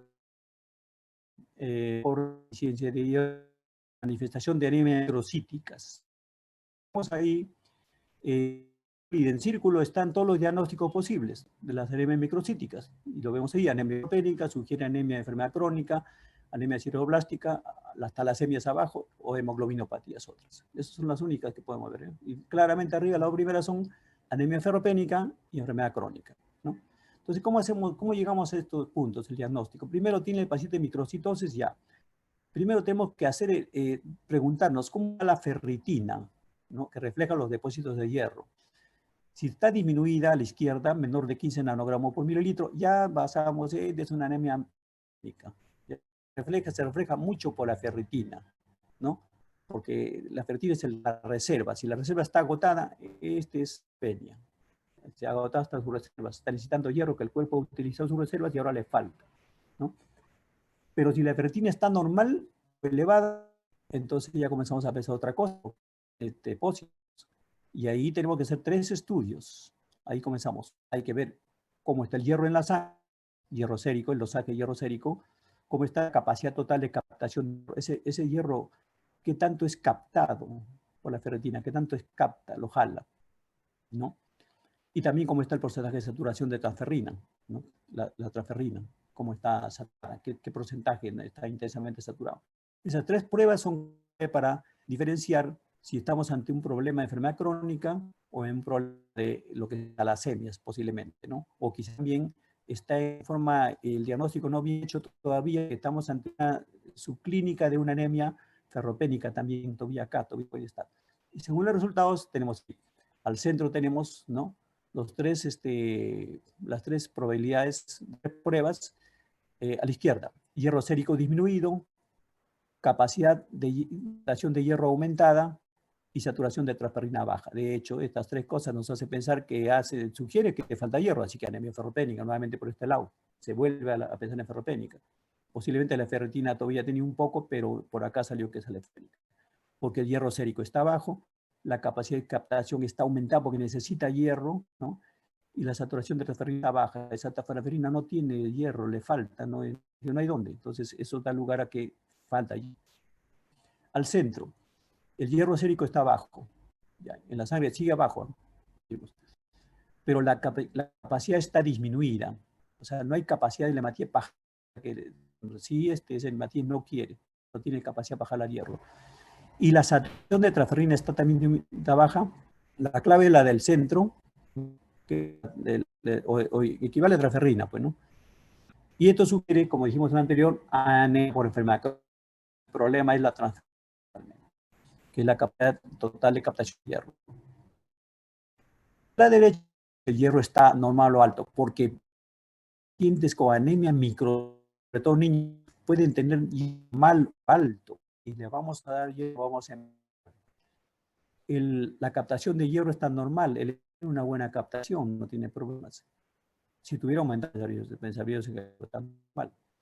La saturación de transferrina normal o alta, está saturado de transferrina, bien todo. Y sin embargo tiene anemia microcítica. Ahí es donde tenemos que sospechar las causas de hemoglobinopatías. Entonces realizamos el cuadro ahorita, se realiza la electroforesis de hemoglobina considerándolo prioritario en niños y adolescentes. Es el estudio de hemoglobina para detectar las hemoglobinopatías y tenemos la posibilidad de detectar las talasemias, que son las principales, ahí está la 1 y la 2, la beta-talasemia detectadas, que son causas de microcitosis, porque comenzamos con microcitosis. Y si no, lo más frecuente que encontramos que es una talasemia. Si no le encontramos, lo que va a pensar en otra hemoglobinopatía y hay que hacer adicionales para establecer qué tipo de hemoglobinopatía. Esto es más raro ya, ¿no? Entonces, este es el algoritmo para evaluar el adulto con microcitosis. La otra patología es la anemia megaloblástica. La anemia megaloblástica, donde el común de esta anemia, el nombre lo indica, mega, gigante, o sea, elementos grandes, que los vemos en la sangre periférica, los vamos a ver como macrocitos, megalocitos, pero la palabra blástica viene de del estudio de las células precursoras en la médula ósea, porque el diagnóstico más evidencia en el estudio de la médula ósea con la presencia de grandes células de los preformadores, precursores de los glóbulos rojos están gigantes, agrandados en comparación con las células, células normales, ¿no? Por eso se llama megaloblástica. Se manifiesta en la sangre periférica se ven macrocitos o megalocitos. Vamos a ver qué tiene esta anemia. Es causada principalmente por deficiencia de vitamina B12 o de ácido fólico, dos sustancias importantes en la síntesis en el ADN, ¿no? Las dos tienen importancia, la vitamina B12 a nivel hematológico y a nivel neurológico, ¿no? Tiene que ver con todas las células hematológicas, con glóbulos rojos, glóbulos y plaquetas, y también neurológico. El ácido fólico es la sustancia más clave en la síntesis de todas las del organismo, intestinales, de la piel, cabello, todo sitio, donde hay mitosis, ahí está el ácido fólico, ¿no? Entonces, tiene que ver con la síntesis del ADN, ¿no? Entonces, ¿qué produce esta ciencia, esta vitamina? ¿No? Retardo en la formación del mismo, del ADN, dando células de diferentes tamaños, y muchas ya no quedan grandes, ¿no? Tenemos que manifiesta como que se llama eritropoiesis ineficaz. Esa es la manifestación de estas anemias megaloblásticas por problemas de sustancias que tienen que ver con el ADN, con la síntesis de ADN, ¿no? En la producción vemos acá la baja de folatos o baja de B nos altera la síntesis del DNA y esto da lugar a una irregularidad, un asincronismo. Acuérdense ustedes la palabra asincrónica y sincrónica según la clase que están llevando. Hoy estamos con una clase sincrónica, ¿no? El asincronismo, o sea, va de diferente que el otro, están no sincronizados, del núcleo con el del citoplasma con el núcleo. No hay una relación adecuada entre el tamaño del núcleo y el citoplasma según cómo madura la célula. La manifestación de este problema de DNA causado por falta de ácido fólico, ¿no? Y esto termina manifestándose como hematíes grandes, ya sea en la África, llamado megaloblastosis, o en la periferia, ¿no? Ahora, ¿qué pasa? Estos megaloblastos que están en la médula usan una gran cantidad de elementos fabricados que destruyen la médula ósea. Cuando uno hace un estudio, toma una muestra de una médula ósea de un paciente que sufre este problema, encuentra una gran cantidad de médula, macroscópicamente una gran cantidad de médula, de grumos de médula, para hacer pensar que hay una buena producción y hace pensar que podría tener una leucemia incluso, ¿no? Pero resulta que toda esta médula que se produce con gran cantidad de megaloblastos, todo se destruye, porque son un producto, por eso se llama eritropoiesis ineficaz. Y dentro de la médula se conoce esto como hemólisis intramedular. Eso se hemolizan dentro de la médula. Es una hemólisis, una enfermedad, una anemia hemolítica. La destrucción es dentro de la médula. Entonces tenemos acá el concepto de eritropoiesis inefectiva, que nos lleva también, como actúa en el DNA, también del glóbulos blancos y glóbulos rojos de la serie mieloide, leucopenia y trombocitopenia, ¿no? En todo lo que es la síntesis mieloide, ¿no? Nos produce afectación de los y afectación de los leucocitos. Las únicas células que no tienen que ver con los mieloides son los linfocitos. El resto es mieloide. Plaquetas, glóbulos, todos son de origen mieloide, rojos mieloides. Entonces, todo esto está afectado, ¿no? Entonces, mieloide y megacariocítica. Eso es lo que se afecta al final. Y tenemos pacientes que tienen leucopenia y trombocitopenia. Característica de este tipo de anemia, acuerdan ver ahí que hay hemólisis, ¿no? Ahora, la deficiencia de vitamina B12, ya por sí sola la vitamina B12, ¿no? Esta sustancia es importante, solo está en productos animales, así que es importante la alimentación. Si la persona tiene una dieta estrictamente vegetariana, si solo tiene, digamos, no come ni un producto animal, puede llegar a este problema porque dependemos de la vitamina B12 en nuestra alimentación. Tiene que haber un producto de origen animal, o por lo menos leche, ¿no? Para que pueda tener el sustento de la vitamina B12, ¿no? Entonces, en vegetarianos es frecuente esta anemia. Se encuentra, vegetarianos que si los hay, se encuentra que llegan a la deficiencia de B12. También puede haber un problema en el estómago. El estómago tiene el factor intrínseco, que es el que ayuda, tiene que complementar a la vitamina B12 para la síntesis, ayuda a la absorción. Tiene que ver con la absorción de la vitamina B12 y la falta de este factor, ¿no? Puede ser que falte porque la paciente, el estómago, así tiene factor intrínseco, la gastritis crónica atrófica, se atrofia el estómago, entonces no hay el factor intrínseco. Así que va a llegar a la deficiencia B12 porque no va a poder absorber la vitamina de la alimentación, hay que dar inyectable. Pero también puede ser funcionalmente anormal porque hay lo que se llama anticuerpos contra el factor intrínseco, ¿no? O sea, es anormal, no es este factor intrínseco. Otras acciones que pueden dar lugar a esta vitamina deficiencia son la deficiencia del páncreas, que tiene que ver también con la absorción a nivel del IL-1, síndrome de malabsorción en hilo, enfermedad de Crohn, sprue tropical, la amiloidosis intestinal, engrosado el intestino por el amiloide no favorece la absorción de la vitamina B, secuestro intraluminal, diverticulosis, bacterias, fístulas, todos son por causas intestinales que al final no llegan a absorberse la vitamina B12. Sustancias como la colchicina, neomicina, etanol, el alcohol, ranitidina, que es para la gastritis, no facilitan la absorción. Todos estos casos, acá descubrimos que le falta la B12, no le podemos dar bioral, hay que dar cable, ¿no? Porque era de otras causas. Solo el que tenía por problema de dieta, ahí ese sí le damos este bioral, ¿no? La otra deficiencia importante es la deficiencia de ácido fólico, también produce anemia blástica, el requerimiento es de 50 miligramos diarios, también se sintetiza por bacterias de la flora intestinal, y ven ustedes las fuentes ahí, y no absorben el duodeno, y depósitos duraderos. Pero ¿dónde se manifiesta esta vitamina, el ácido fólico?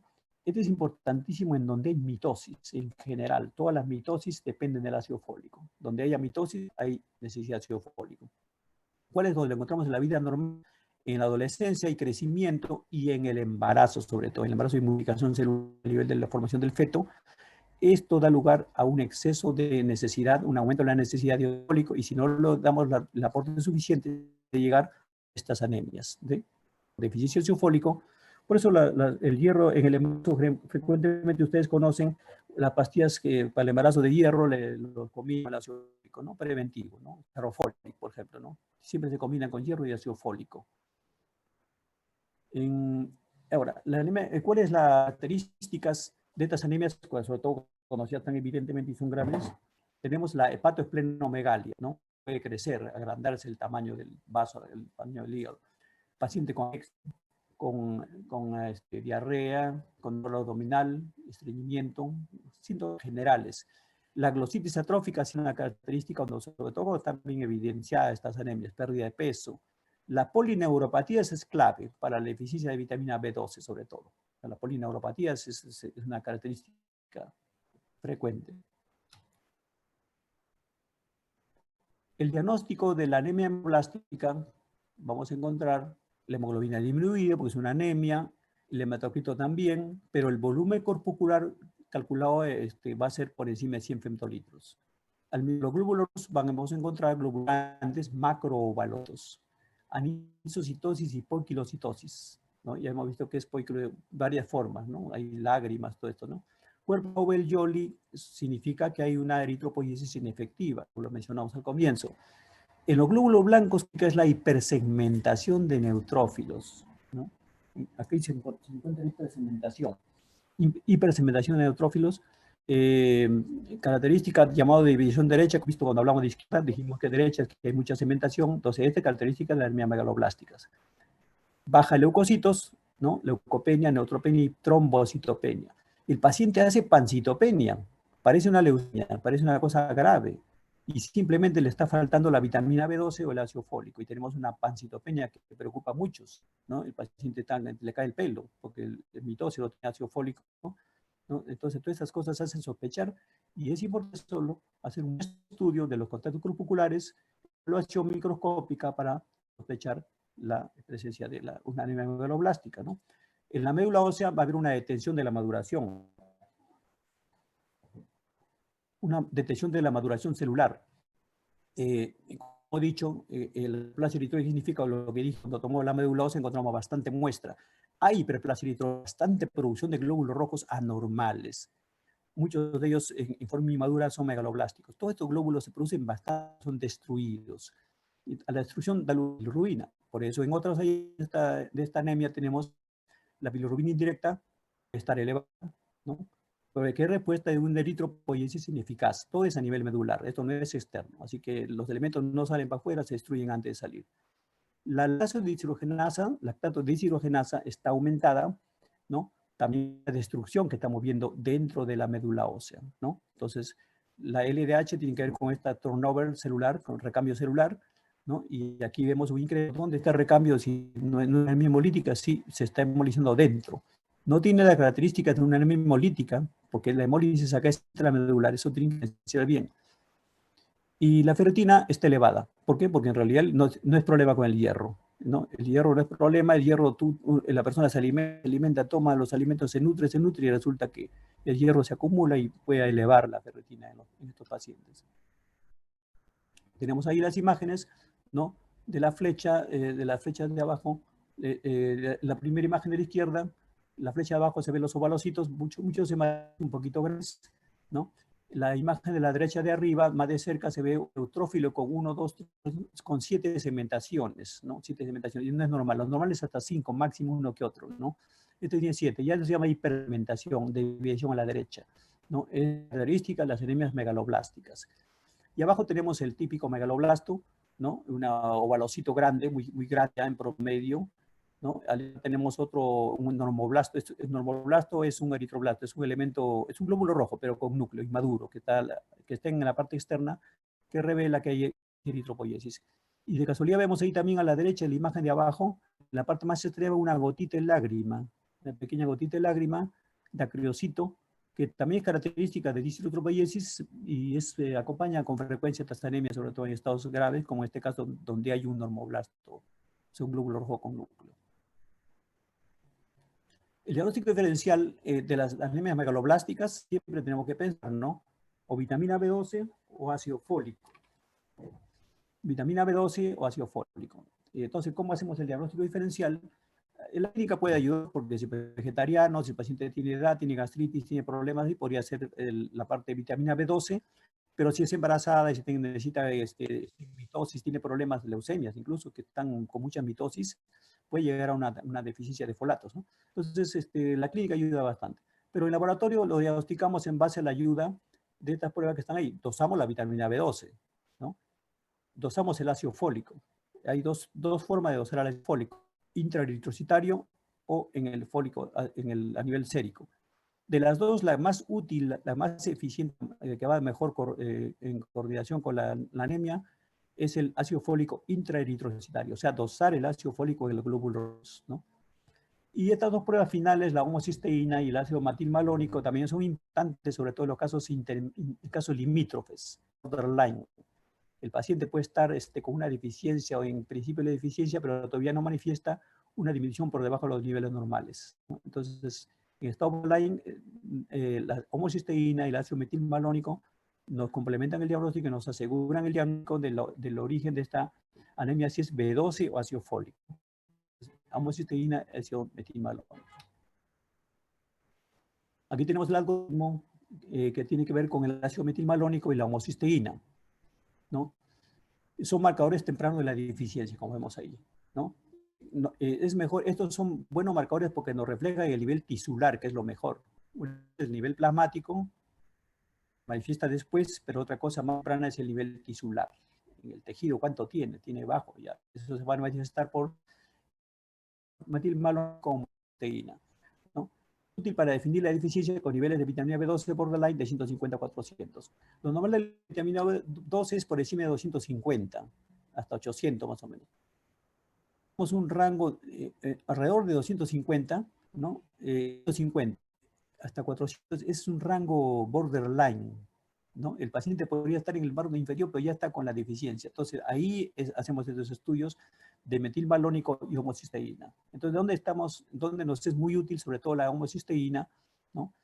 Es básicamente, no, el ácido metilmalónico, sobre todo en el caso de la deficiencia de vitamina B12, ¿no? Vemos aquí el algoritmo, entonces hacemos un dosaje de la vitamina B12, y vemos lo siguiente, ¿no? Si está por debajo de 100, ya está cantado ya. La vitamina B12 está por debajo de 100, entonces se trata de una deficiencia B12. Si la B12 es de 100 y 400, entonces podríamos tener un estado borderline. Tenemos que confirmar que realmente el problema es deficiencia B12, ¿no? Porque podría ser el ácido fólico el causante. Entonces, 100 a 400, ¿no? Es vitamina B12. ¿Qué hacemos del centro, no? Chequeamos el ácido metilmalónico y los niveles de homocisteína y tenemos 4 respuestas, ¿no? Y vemos cómo el ácido metilmalónico es el clave diagnóstico de la deficiencia B12. Porque la primera posibilidad es el ácido metilmalónico está aumentado, debe estar aumentado, ¿no? Se acumula porque no se convierte del paso de B12. Entonces, el ácido metilmalónico aumenta en la deficiencia de vitamina B12, ¿no? Entonces, la primera opción, ácido metilmalónico y homocisteína aumentados. La segunda, MA aumentado y la homocisteína normal también va a vitamina B12, ¿no? Para que vean ustedes la relación metilmalónico con la deficiencia de vitamina B12, ¿no? Pero ¿qué pasa si el ácido metilmalónico y la homocisteína normales?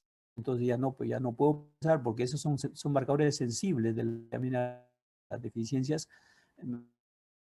Entonces, no hago diagnóstico, tengo que hacer un estudio de la médula ósea, una evaluación del paciente nuevamente y hacerle el estudio de la médula, o sea, sacar la médula para averiguar qué tiene esa médula que no me ha dado lo que sospechaba una anemia aloblástica, ¿no? ¿Qué estará pasando? Porque da esos cambios, ¿no?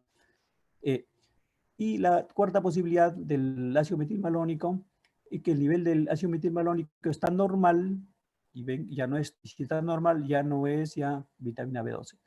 Pero la homocisteína está elevada.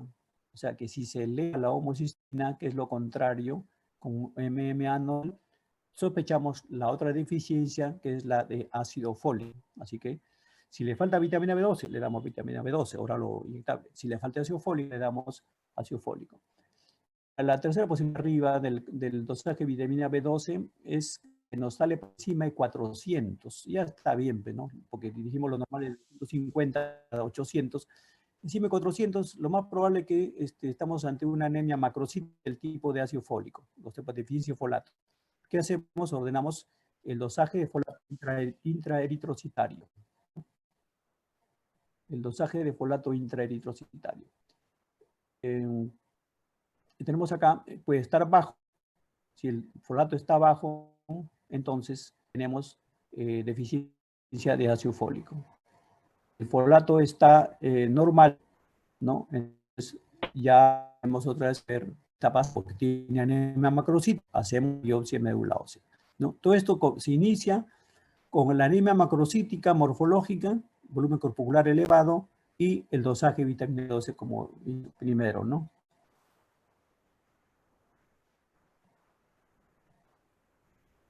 Tenemos acá la tercera forma, y este es el ejemplo típico, las anemias regenerativas, ¿no? Las anemias regenerativas son las que la médula está bien y regenera todo, regenerar. Está bien en su función la médula ósea. Entonces, las anemias hemolíticas son las que representan principalmente las anemias regenerativas, ¿no? Significa destrucción en la circulación periférica. La circulación se destruye por un montón de causas allá, como veremos, ¿no? Tenemos acá hemólisis, es la destrucción de los eritrocitos, se produce cuando los eritrocitos son anormales. Etiología, defectos de la membrana celular, defectos intrínsecos en los glóbulos rojos por presencia de anticuerpos, o sea, anticuerpos que destruyen a los glóbulos rojos. Hemoglobinas anormales, y hemos dicho las hemoglobinopatías, ¿no? Estas hemoglobinaas anormales dan lugar a una destrucción, inducen una destrucción de la hematía en la circulación. Deficiencia o defecto de las enzimas celulares, ¿no? Son causas diferentes de destrucción de los hematíes en la circulación. Ahora, cuando los hematíes se destruyen por diferentes causas, ya no tipificamos esto como anemia hemolítica.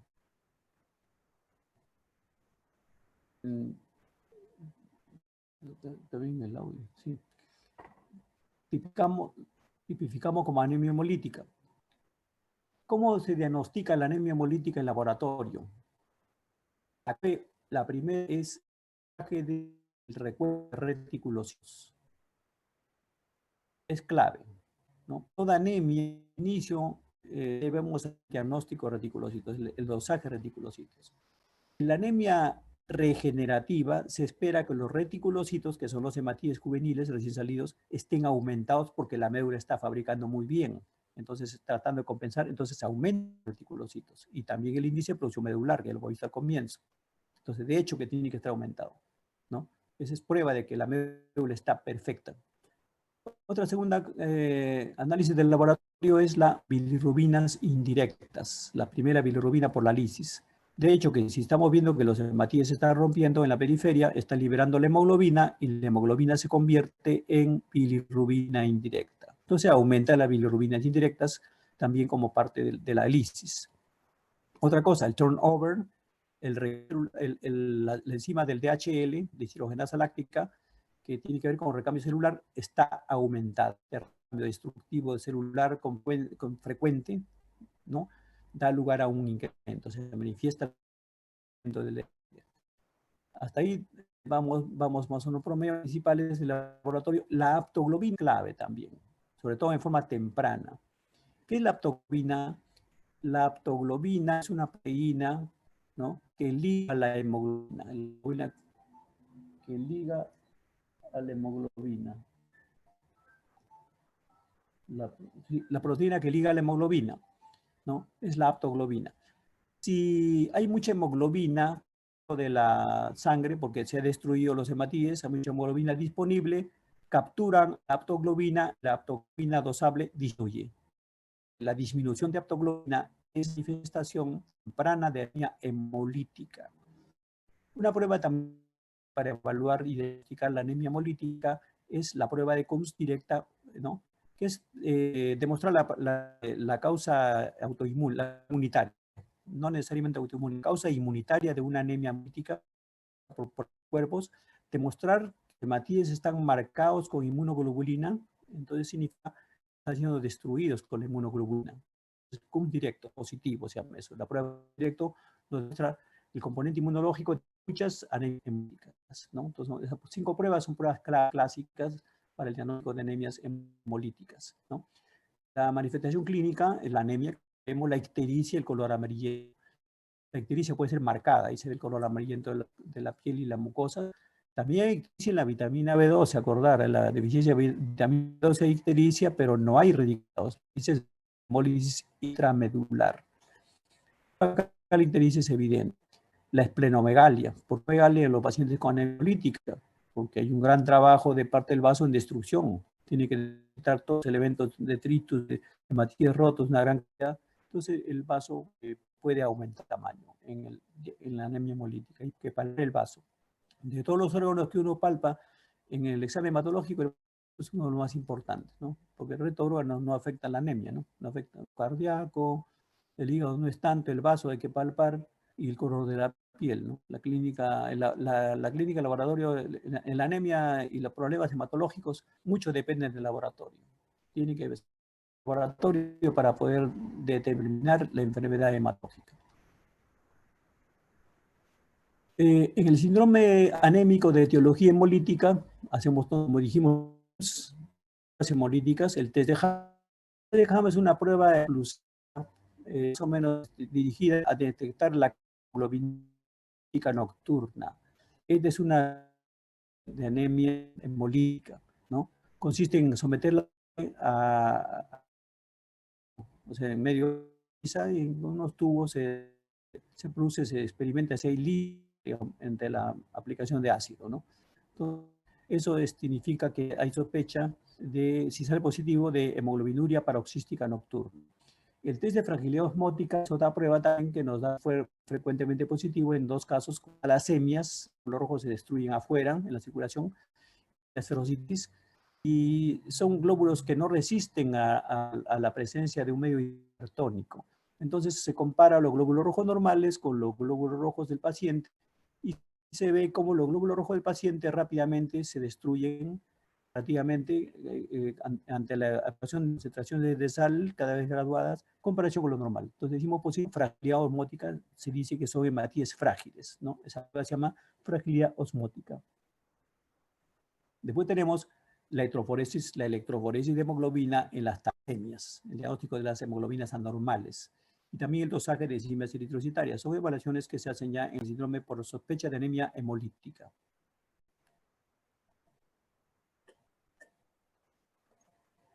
Con respecto al glóbulo blanco, ya hemos hablado en general, recordar que bilación significa la especie de elementos juveniles del glóbulo blanco llamados neutrófilos abastonados, ¿no? Y si una infección es muy grave, los elementos salen tan inmaduros que habrá mielocitos o metamielocitos y si no una reacción de mucha cantidad de elementos de leucocitos inmaduros. Y cuando hay una infección grave, hay también elementos muy maduros y esto se conoce como reacción leucemoide. Porque el concepto de leucemia ya es el concepto de cáncer, ¿no? La neoplasia de células hematopoyéticas,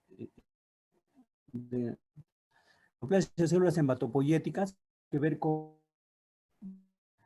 de la sangre, el cáncer también los linfocitos que también se fabrican en los centros linfoproductores como los ganglios linfáticos principalmente, ¿no? Entonces incluye acá las neoplasias hematológicas, hematopoyéticas. No solo los hematopoyéticos, el linfocito se produce también en los ganglios linfáticos, ¿no? Vamos a tratar en este punto, en esta parte sobre las neoplasias hematológicas, ¿no? Tenemos acá las neoplasias, vemos acá el esquema al centro de la maduración de la célula madre que se convierte en célula madre mieloide y célula madre linfoide, o célula progenitora, mieloide y progenitora linfoide. Dos estirpes nada más de la célula madre.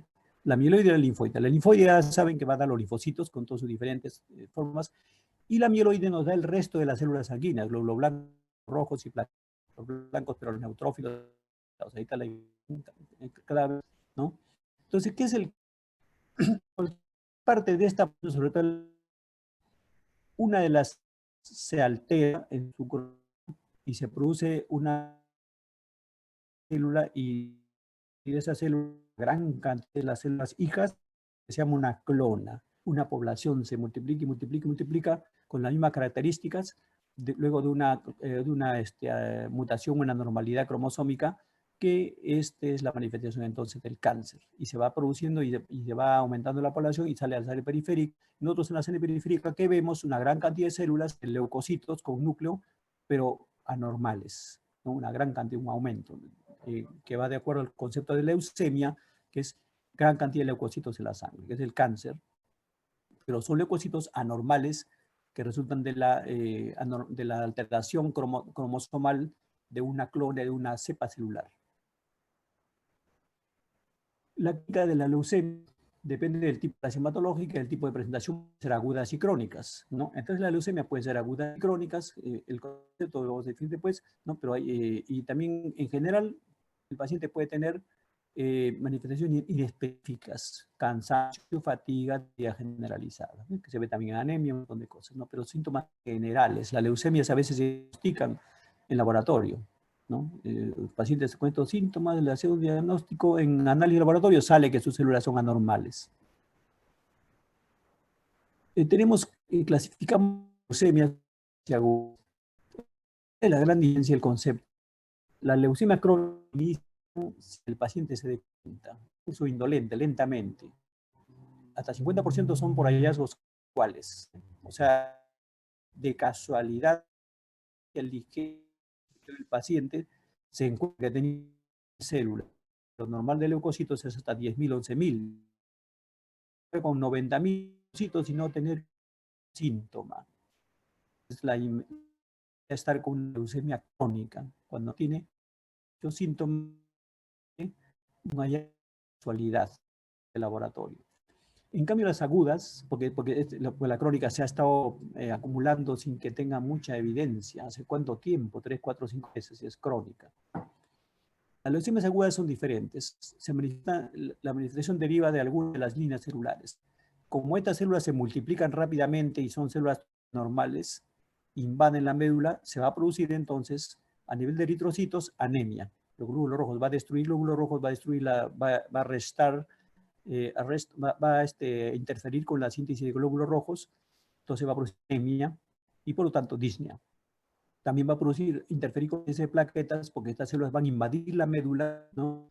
Una cantidad de células se multiplica rápidamente, una clona, y van a producir problemas de plaquetas, van a disminuir plaquetas, como PTX en las extremidades, o sea, moretones, sangrado, hemorragia, melena, todo esto sangrado por plaquetas bajas. Y también ¿no? Fiebre, aforesis, infección, o sea, infección con frecuencia, fácilmente. Entonces, esta pancitopenia se va a manifestar en forma temprana. El paciente está muy bien y ahora a los meses tiene infecciones en la piel, una infección bronquial, se le ve pálido, tiene anemia, tiene moretones, o sea, un efecto de 3 series disminuidas a una anemia aguda, una leucemia aguda, ¿no? En el síndrome infiltrativo, cuando ya las células leucémicas se filtran los diferentes lugares del cuerpo, las células van a la sangre, aumentan en la sangre y comienzan a infiltrar en diferentes lugares del organismo. Tenemos que aquí el síndrome infiltrativo se refiere a la implantación anormal en cualquier tejido de estas células leucémicas. Se va al vaso, hepatoesplenomegalia. Se va a los ganglios linfáticos, se hinchan, se agrandan los ganglios linfáticos, adenomegalia, una leucemia, puede manifestarse como adenomegalia. En la piel misma, cutis leucémica, dolor de tejidos blandos. En los testículos puede ir la célula leucémica. En el sistema nervioso central produce problemas en la infiltración de la célula leucémica y agrandamiento, ¿no? Hay síndrome infiltrativo a nivel de diferentes partes del cuerpo, las células. Trastornos metabólicos resultan de la producción anormal de células malignas y el aumento de la apoptosis, ¿no?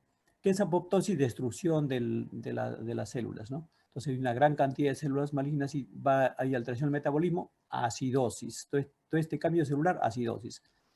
El de AHL, como hemos visto, que aumentaba en la anemia megaloblástica, por recambio celular, también hay un gran recambio celular, hay aumento de la DHL característico también de las leucemias. Aumento del potasio, ¿no? El ácido úrico, y característica también es aumento de la beta-2 microglobulina, ¿no? Una sustancia de una leucemia aguda, cuando hay mucha producción de elementos de recambio celular, sobre todo, ¿no?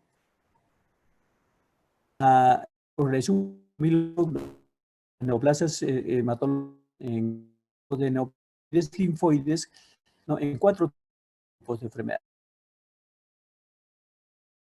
2 y más. La linfocito es la que no es periférica. Enfermedades de los células dendríticas son más raras, ¿no? Entonces, en leucemia hablamos, entonces, leucemias mieloides y leucoides. Mieloides cuando derivan del progenitor de la médula mieloide, que va a dar lugar, ya vimos, a glóbulos rojos, granulocitos, monocitos y megacritos, o sea, plaquetas. Y linfoides cuando la leucemia está en este tipo de las células de los linfocitos, de los progenitores linfocitarios, ¿no? Y sus derivados, ¿no? Como las células plasmáticas, ¿no? Entonces, dos grandes grupos, dos grandes leucemias, mieloides y linfoides. Tenemos acá las mieloides, la imagen comparativa, ¿no? Los conceptos de neoplasia mieloides, de lo cual es representa la leucemia mieloide aguda, la característica típica de la leucemia mieloide aguda, ¿no? Vemos aquí las diferentes en primera línea, y en la derecha, al hablar de leucemia mieloide aguda, vemos la palabra blastos. El blasto es la característica cómo se manifiesta una leucemia mieloide aguda. Cuando la proliferación de blastos va por el 20%, en la médula ósea ya podemos decir se trata de una leucemia mieloide aguda. ¿Qué cosa es un blasto? El blasto es la célula progenitora de los glóbulos blancos, ¿no? Progenitora. Todavía puede haber meiosis, puede multiplicarse.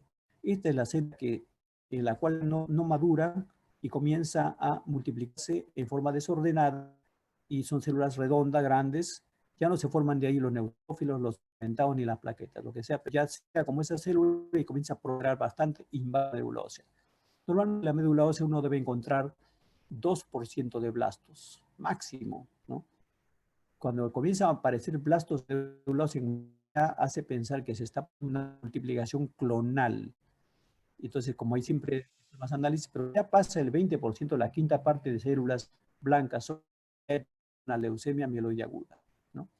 Entonces, el cuento de la hematopoiesis es la presencia de una anomalía citogenética, en particular la pasada. O sea, siempre hay una anomalía genética a nivel de las células, ¿no? Tenemos acá los diferentes componentes. También dentro de las neoplasias mieloides están también las llamadas mieloproliferativas y las mielodisplásicas, ¿no? La mielodisplasia es una alteración intermedia, ¿no? Una alteración intermedia que también con el tiempo puede convertir en leucemia, pero una media, digamos, no tanto neoplásica, no tanto evidente como una neoplasia, una leucemia que multiplica células invasivas, sino más hay una eritropoiesis y en los elementos, hay sospecha de elementos anormales, hay anormalidad en la fabricación y se está sospechando que la médula está viendo problema de mitosis, anormalidades en el núcleo, que con el tiempo muchos terminan también en leucemia, ¿no? Esta es la diferencia de tipo de leucemia en mieloides.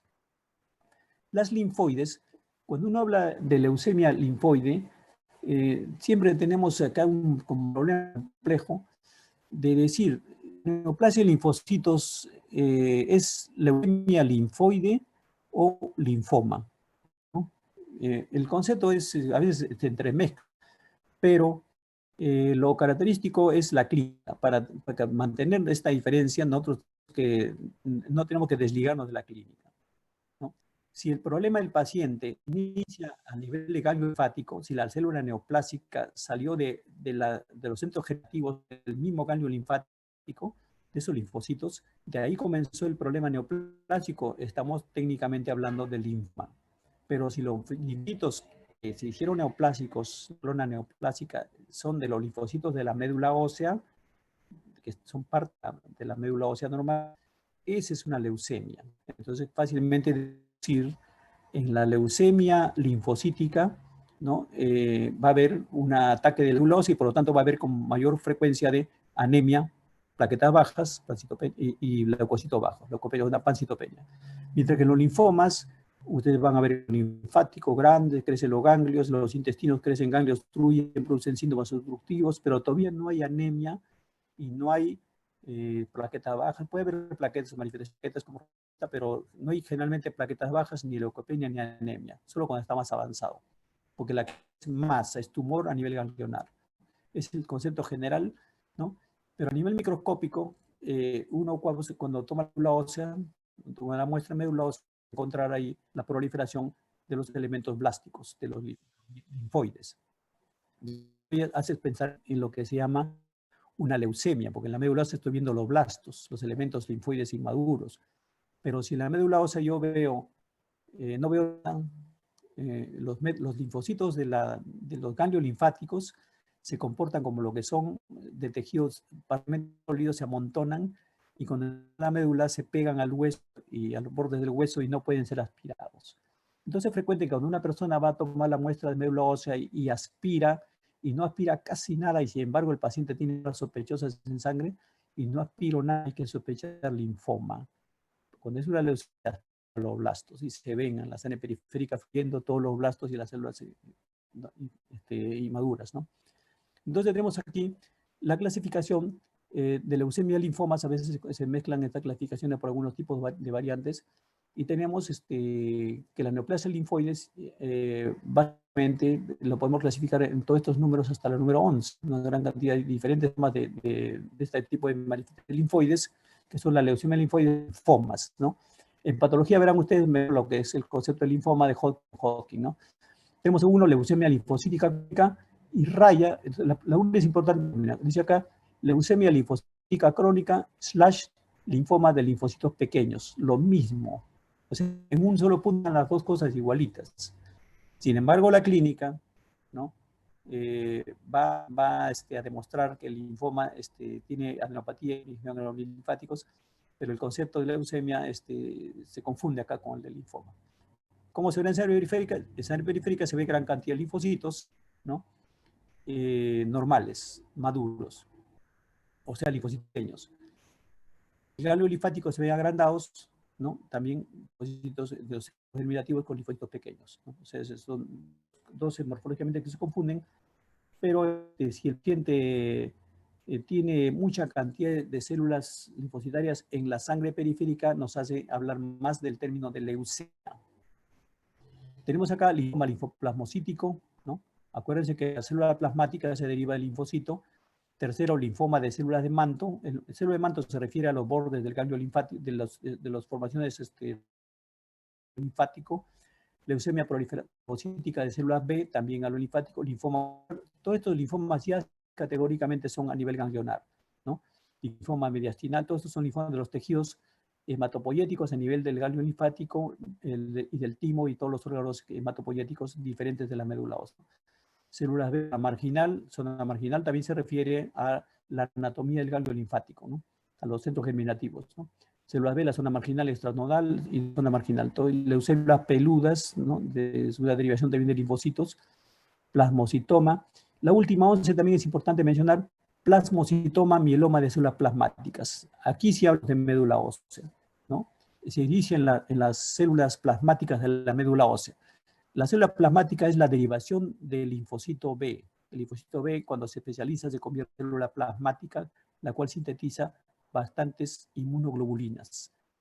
Entonces, cuando hay una proliferación anormal, mayor del 20-30% en la médula ósea de las células plasmáticas, también hablamos de neoplasia de células plasmáticas. Lo normal de la médula ósea de células plasmáticas, que son normales porque son las células que producen inmunoglobulinas, son las células defensivas. Lo normal es que tengamos máximo 3%, pero si encontramos células plasmáticas en una cantidad por encima del 20%, ya estamos ante mucha sospecha de una enfermedad neoplásica de las células plasmáticas, llamada mieloma múltiple, ¿no? Que se va a manifestar invasión ósea por fractura de huesos, por elevación de las inmunoglobulinas, por célula plasmática produce inmunoglobulina, ¿no? Eso es lo que hay que tratar cuando hablamos de neoplasia de origen linfoide.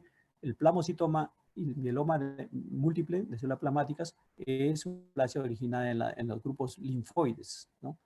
De la célula plasmática.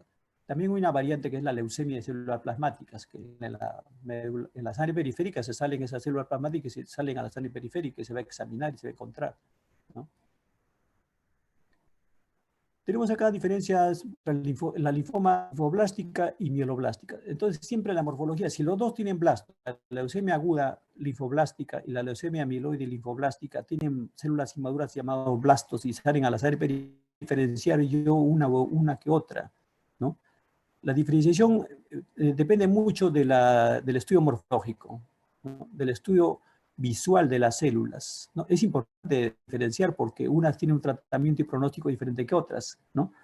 Entonces, para el microscopista, para el de inicio, uno debe entender la diferencia de lo que es mieloide y linfoide, ¿no? Una diferencia clásica es lo que se ve en las imágenes. En la imagen es una diferencia típica.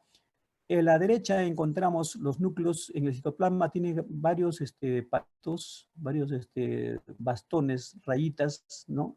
En el citoplasma, varios bastoncitos que se conocen como los bastones de Auger. Esta es característica típica de la leucemia mieloides. Estos son blastos, todo, de derecha a izquierda son blastos, pero a la derecha esos tres blastos tienen lo que se llaman los bastones de Auger, que son la característica de lo que es la leucemia mieloide, mientras que las linfoides muy rara vez, casi nunca, bien difícil encontrar estos palitos, ¿no? En los citoplasmas. Característica típica original. Ahora, si yo no encuentro los palitos, voy a tener muchas dudas, tengo que ver los núcleos, características diferentes, ¿no? Hoy en día todos mucho más avanzados, hay citometría de flujo, ¿no? Determinación, equipos que por método de la peroxidasa pueden determinar si el blasto es linfoide o mieloide, ¿no? Hay equipos de análisis rutinario, de examen de rutina, ¿no? Que se basan en la determinación de peroxidasa. La peroxidasa favorece a la leucemia mieloide, ¿no? Es propio de la mieloide, eso es el diagnóstico. Pero acá vale rescatar que el cuerpo de Auger es importante, ¿no? El diagnóstico importante. El resto de la leucemia se manifiesta casi igual. Sí hay que mencionar que es más frecuente la leucemia linfoblástica de la izquierda. Hay que rescatar que es mucho más frecuente en niños. Esa característica que no deben olvidar. Cuando uno está un niño, posiblemente una leucemia linfoblástica, que tiene su evolución, su característica. ¿Qué debe hacer el microscopista en el laboratorio? Ustedes deben decir que le parece linfoblástica y mieloblástica por la morfología, para orientar a esos niños, lo más probable es que sea linfoblástica, más frecuente, ¿no? Acá tenemos la leucemia crónica. Otra cosa, la leucemia crónica es la que hemos hablado de que el paciente tiene 50.000, 60.000 no tiene síntomas. Estos elementos se van acumulando en el organismo, son elementos en diferentes estados de maduración, elementos con diferenciación, y lo que pasa es que se trata de leucemia porque ya se produjo una mutación, ya se la primera mutación que se presenta en la crónica es la conocida como la translocación 922. Eso hay que notar bien, ¿no? 922 es que el cromosoma 9 le pasa un pedacito al cromosoma 22. O sea, tras un pedacito del largo, como se ve en el gráfico abajo a la izquierda, ¿no? Y esta ocasión de normalidad da lugar a la primera manifestación de estamos un paciente con leucemia. ¿Y qué está pasando con el paciente? Tiene mucha cantidad de células, pero todavía no tiene un síntoma. Es que esa es la primera mutación. Con el tiempo va a haber más mutaciones a medida que avance y empeora la enfermedad. Y la enfermedad de la leucemia mieloide crónica se convierte con el tiempo a una fase aguda. Es al revés. De la crónica pasa a subaguda y de la aguda aguda. ¿Por qué aguda? Porque al final se convierte en una crisis de puro elemento inmaduro llamado plastos, ¿no? En la leucemia linfática, como he dicho al comienzo, son los linfocitos maduros, una vez bastante linfocitos redondos, pequeños, normales, y que invaden toda la sangre y básicamente una leucemia frecuente. Las dos leucemias que están acá son relativamente frecuentes, ¿no? Tenemos aquí los síntomas típicos, ¿no?, de linfocitosis. Cuando uno habla de los leucocitos y los linfocitos y los neutrófilos y pensamos en leucemia, tenemos que recordar que los neutrófilos se reemplazan y son multiplicados. El organismo tiene la necesidad de multiplicarlo rápidamente en el caso de infecciones. La función del linfocito no es así. El linfocito no necesita ser multiplicado. El linfocito es una célula de memoria, ¿no? Entonces no es normal encontrar un incremento de linfocitos por encima del valor absoluto normal. Es muy sospechoso. Puede haber un porcentaje aumentado, pero si aumenta por encima de lo normal el valor absoluto de linfocitos, sobre todo si está bien aumentado, ya es sospechoso de algo malo. Ya. El linfocito no tiene por qué multiplicarse. El linfocito lo que hace es que la célula se activa, la célula de memoria que está durmiendo se activa, y cambia un poquito su citoplasma, pero comienza a trabajar la célula que tiene memoria. Si una célula se dividiera, si un linfocito se divide, pierde la memoria que es una célula inmunitaria. Entonces, cuando uno encuentra los linfocitos por encima de 1800 por milímetro cúbico, o sea, encuentra cifras de 5000, 8000, 6000, 8000, 9000, 10000, 11000, estamos ante la leucemia. Puede ser crónica, aguda. Pero aquí podríamos hablar de la leucemia crónica porque son linfocitos normales, ¿no? No puede haber tanto linfocito en una persona por milímetro cúbico. Siempre tienen ustedes que interpretar las del hemograma en forma absoluta. ¿Cuánto por milímetro cúbico? Y finalmente el concepto del linfoma lo van a ver mejor en patología, pero como estamos hablando de neoplasia hematológica, que tiene que ver acá, se cruza a veces con lo que es la leucemia linfocítica, ¿no? Recordar que hay el linfoma se origina en los ganglios linfáticos, ¿no? Ya sea de diferentes cadenas linfáticas y a veces en el intestinal, a nivel retroperitoneal, de una gran cantidad de que pasa desapercibido y el síntoma puede avanzar y destruir en otra parte del organismo, ¿no? Entonces, hay dos tipos de linfoma nada más, ¿no? Clasificados según la clasificación patológica, linfoma de Hodgkin y linfoma no Hodgkin, ¿no? La diferencia es importante porque el linfoma no Hodgkin es el que se tipifica como maligno. El otro también es cáncer, es maligno, pero no es tan intenso, tan agresivo con el linfoma no Hodgkin. Y eso, la diferencia de los dos es el examen microscópico de ganglio linfático. Y en el ganglio linfático se va a encontrar la célula que nos va a decir que este es un linfoma de Hodgkin, o sea, relativamente no tan maligno. Esa célula que está en el cuadro abajo, se ve los linfocitos, que es el linfoma, ¿no? Linfocitos, ¿no? Pero vemos acá una célula grande, que es tiene el tamaño como 5 veces el leucocito, que tiene 2 núcleos. Los puntos centrales oscuros son los nucleolos de cada núcleo. Entonces vamos a describir, estos puntos oscuros ya centrales son como si fueran las pupilas, son los nucleolos. Después está rodeado de cosas blancas, halo periférico blanco y algo redondeado son los ojos. Cada ojo es un núcleo. Hay 2 ojos ahí. Cada ojo es un núcleo, cada pupila es un nucleolo. Entonces tenemos esta imagen con 2 núcleos características como si fueran ojos de búho. Esta célula se conoce como célula de Rextenberg, ¿no? Y nos da la típica de que este es un linfoma de Hodgkin. Entonces es relativamente no tan maligno y agresivo como el linfoma no Hodgkin, ¿no? En la práctica clínica, la mayoría de linfomas son no Hodgkin, ¿no? Lo que se presenta en la práctica son no Hodgkin, o sea, son agresivos, ¿no? Pero el hecho de ver un ganglio linfático con este tipo de linfoma tiene pronóstico, se puede dar un tratamiento, ¿no? Los ganglios aparecen igualito en los lugares, ¿no? Entonces, eso es lo que hemos expuesto en relación a lo que se llama las clases de leucemia y linfomas, ¿no? Plasias de células hematopoyéticas y del laboratorio de hematología, ¿no? Básicamente nos hemos centrado en lo que es, ustedes tienen que tener los conceptos de anemias, de los 3 tipos de anemias y de las leucemias. Entonces, a gusto, voy a conversar.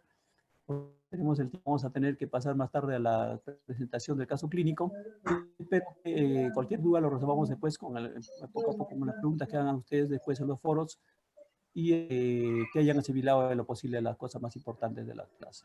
¿Okay? Que tengan un buen día y nos vemos más tarde. Doctor Urbina. Sí.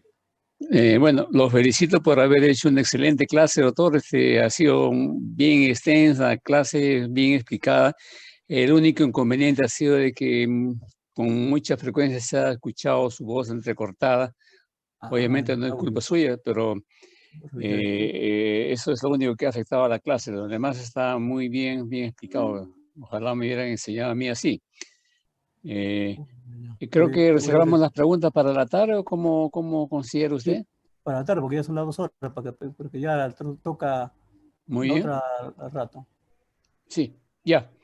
Entonces, acá nos despedimos, queridos alumnos. Hasta luego. Hasta luego, todos también.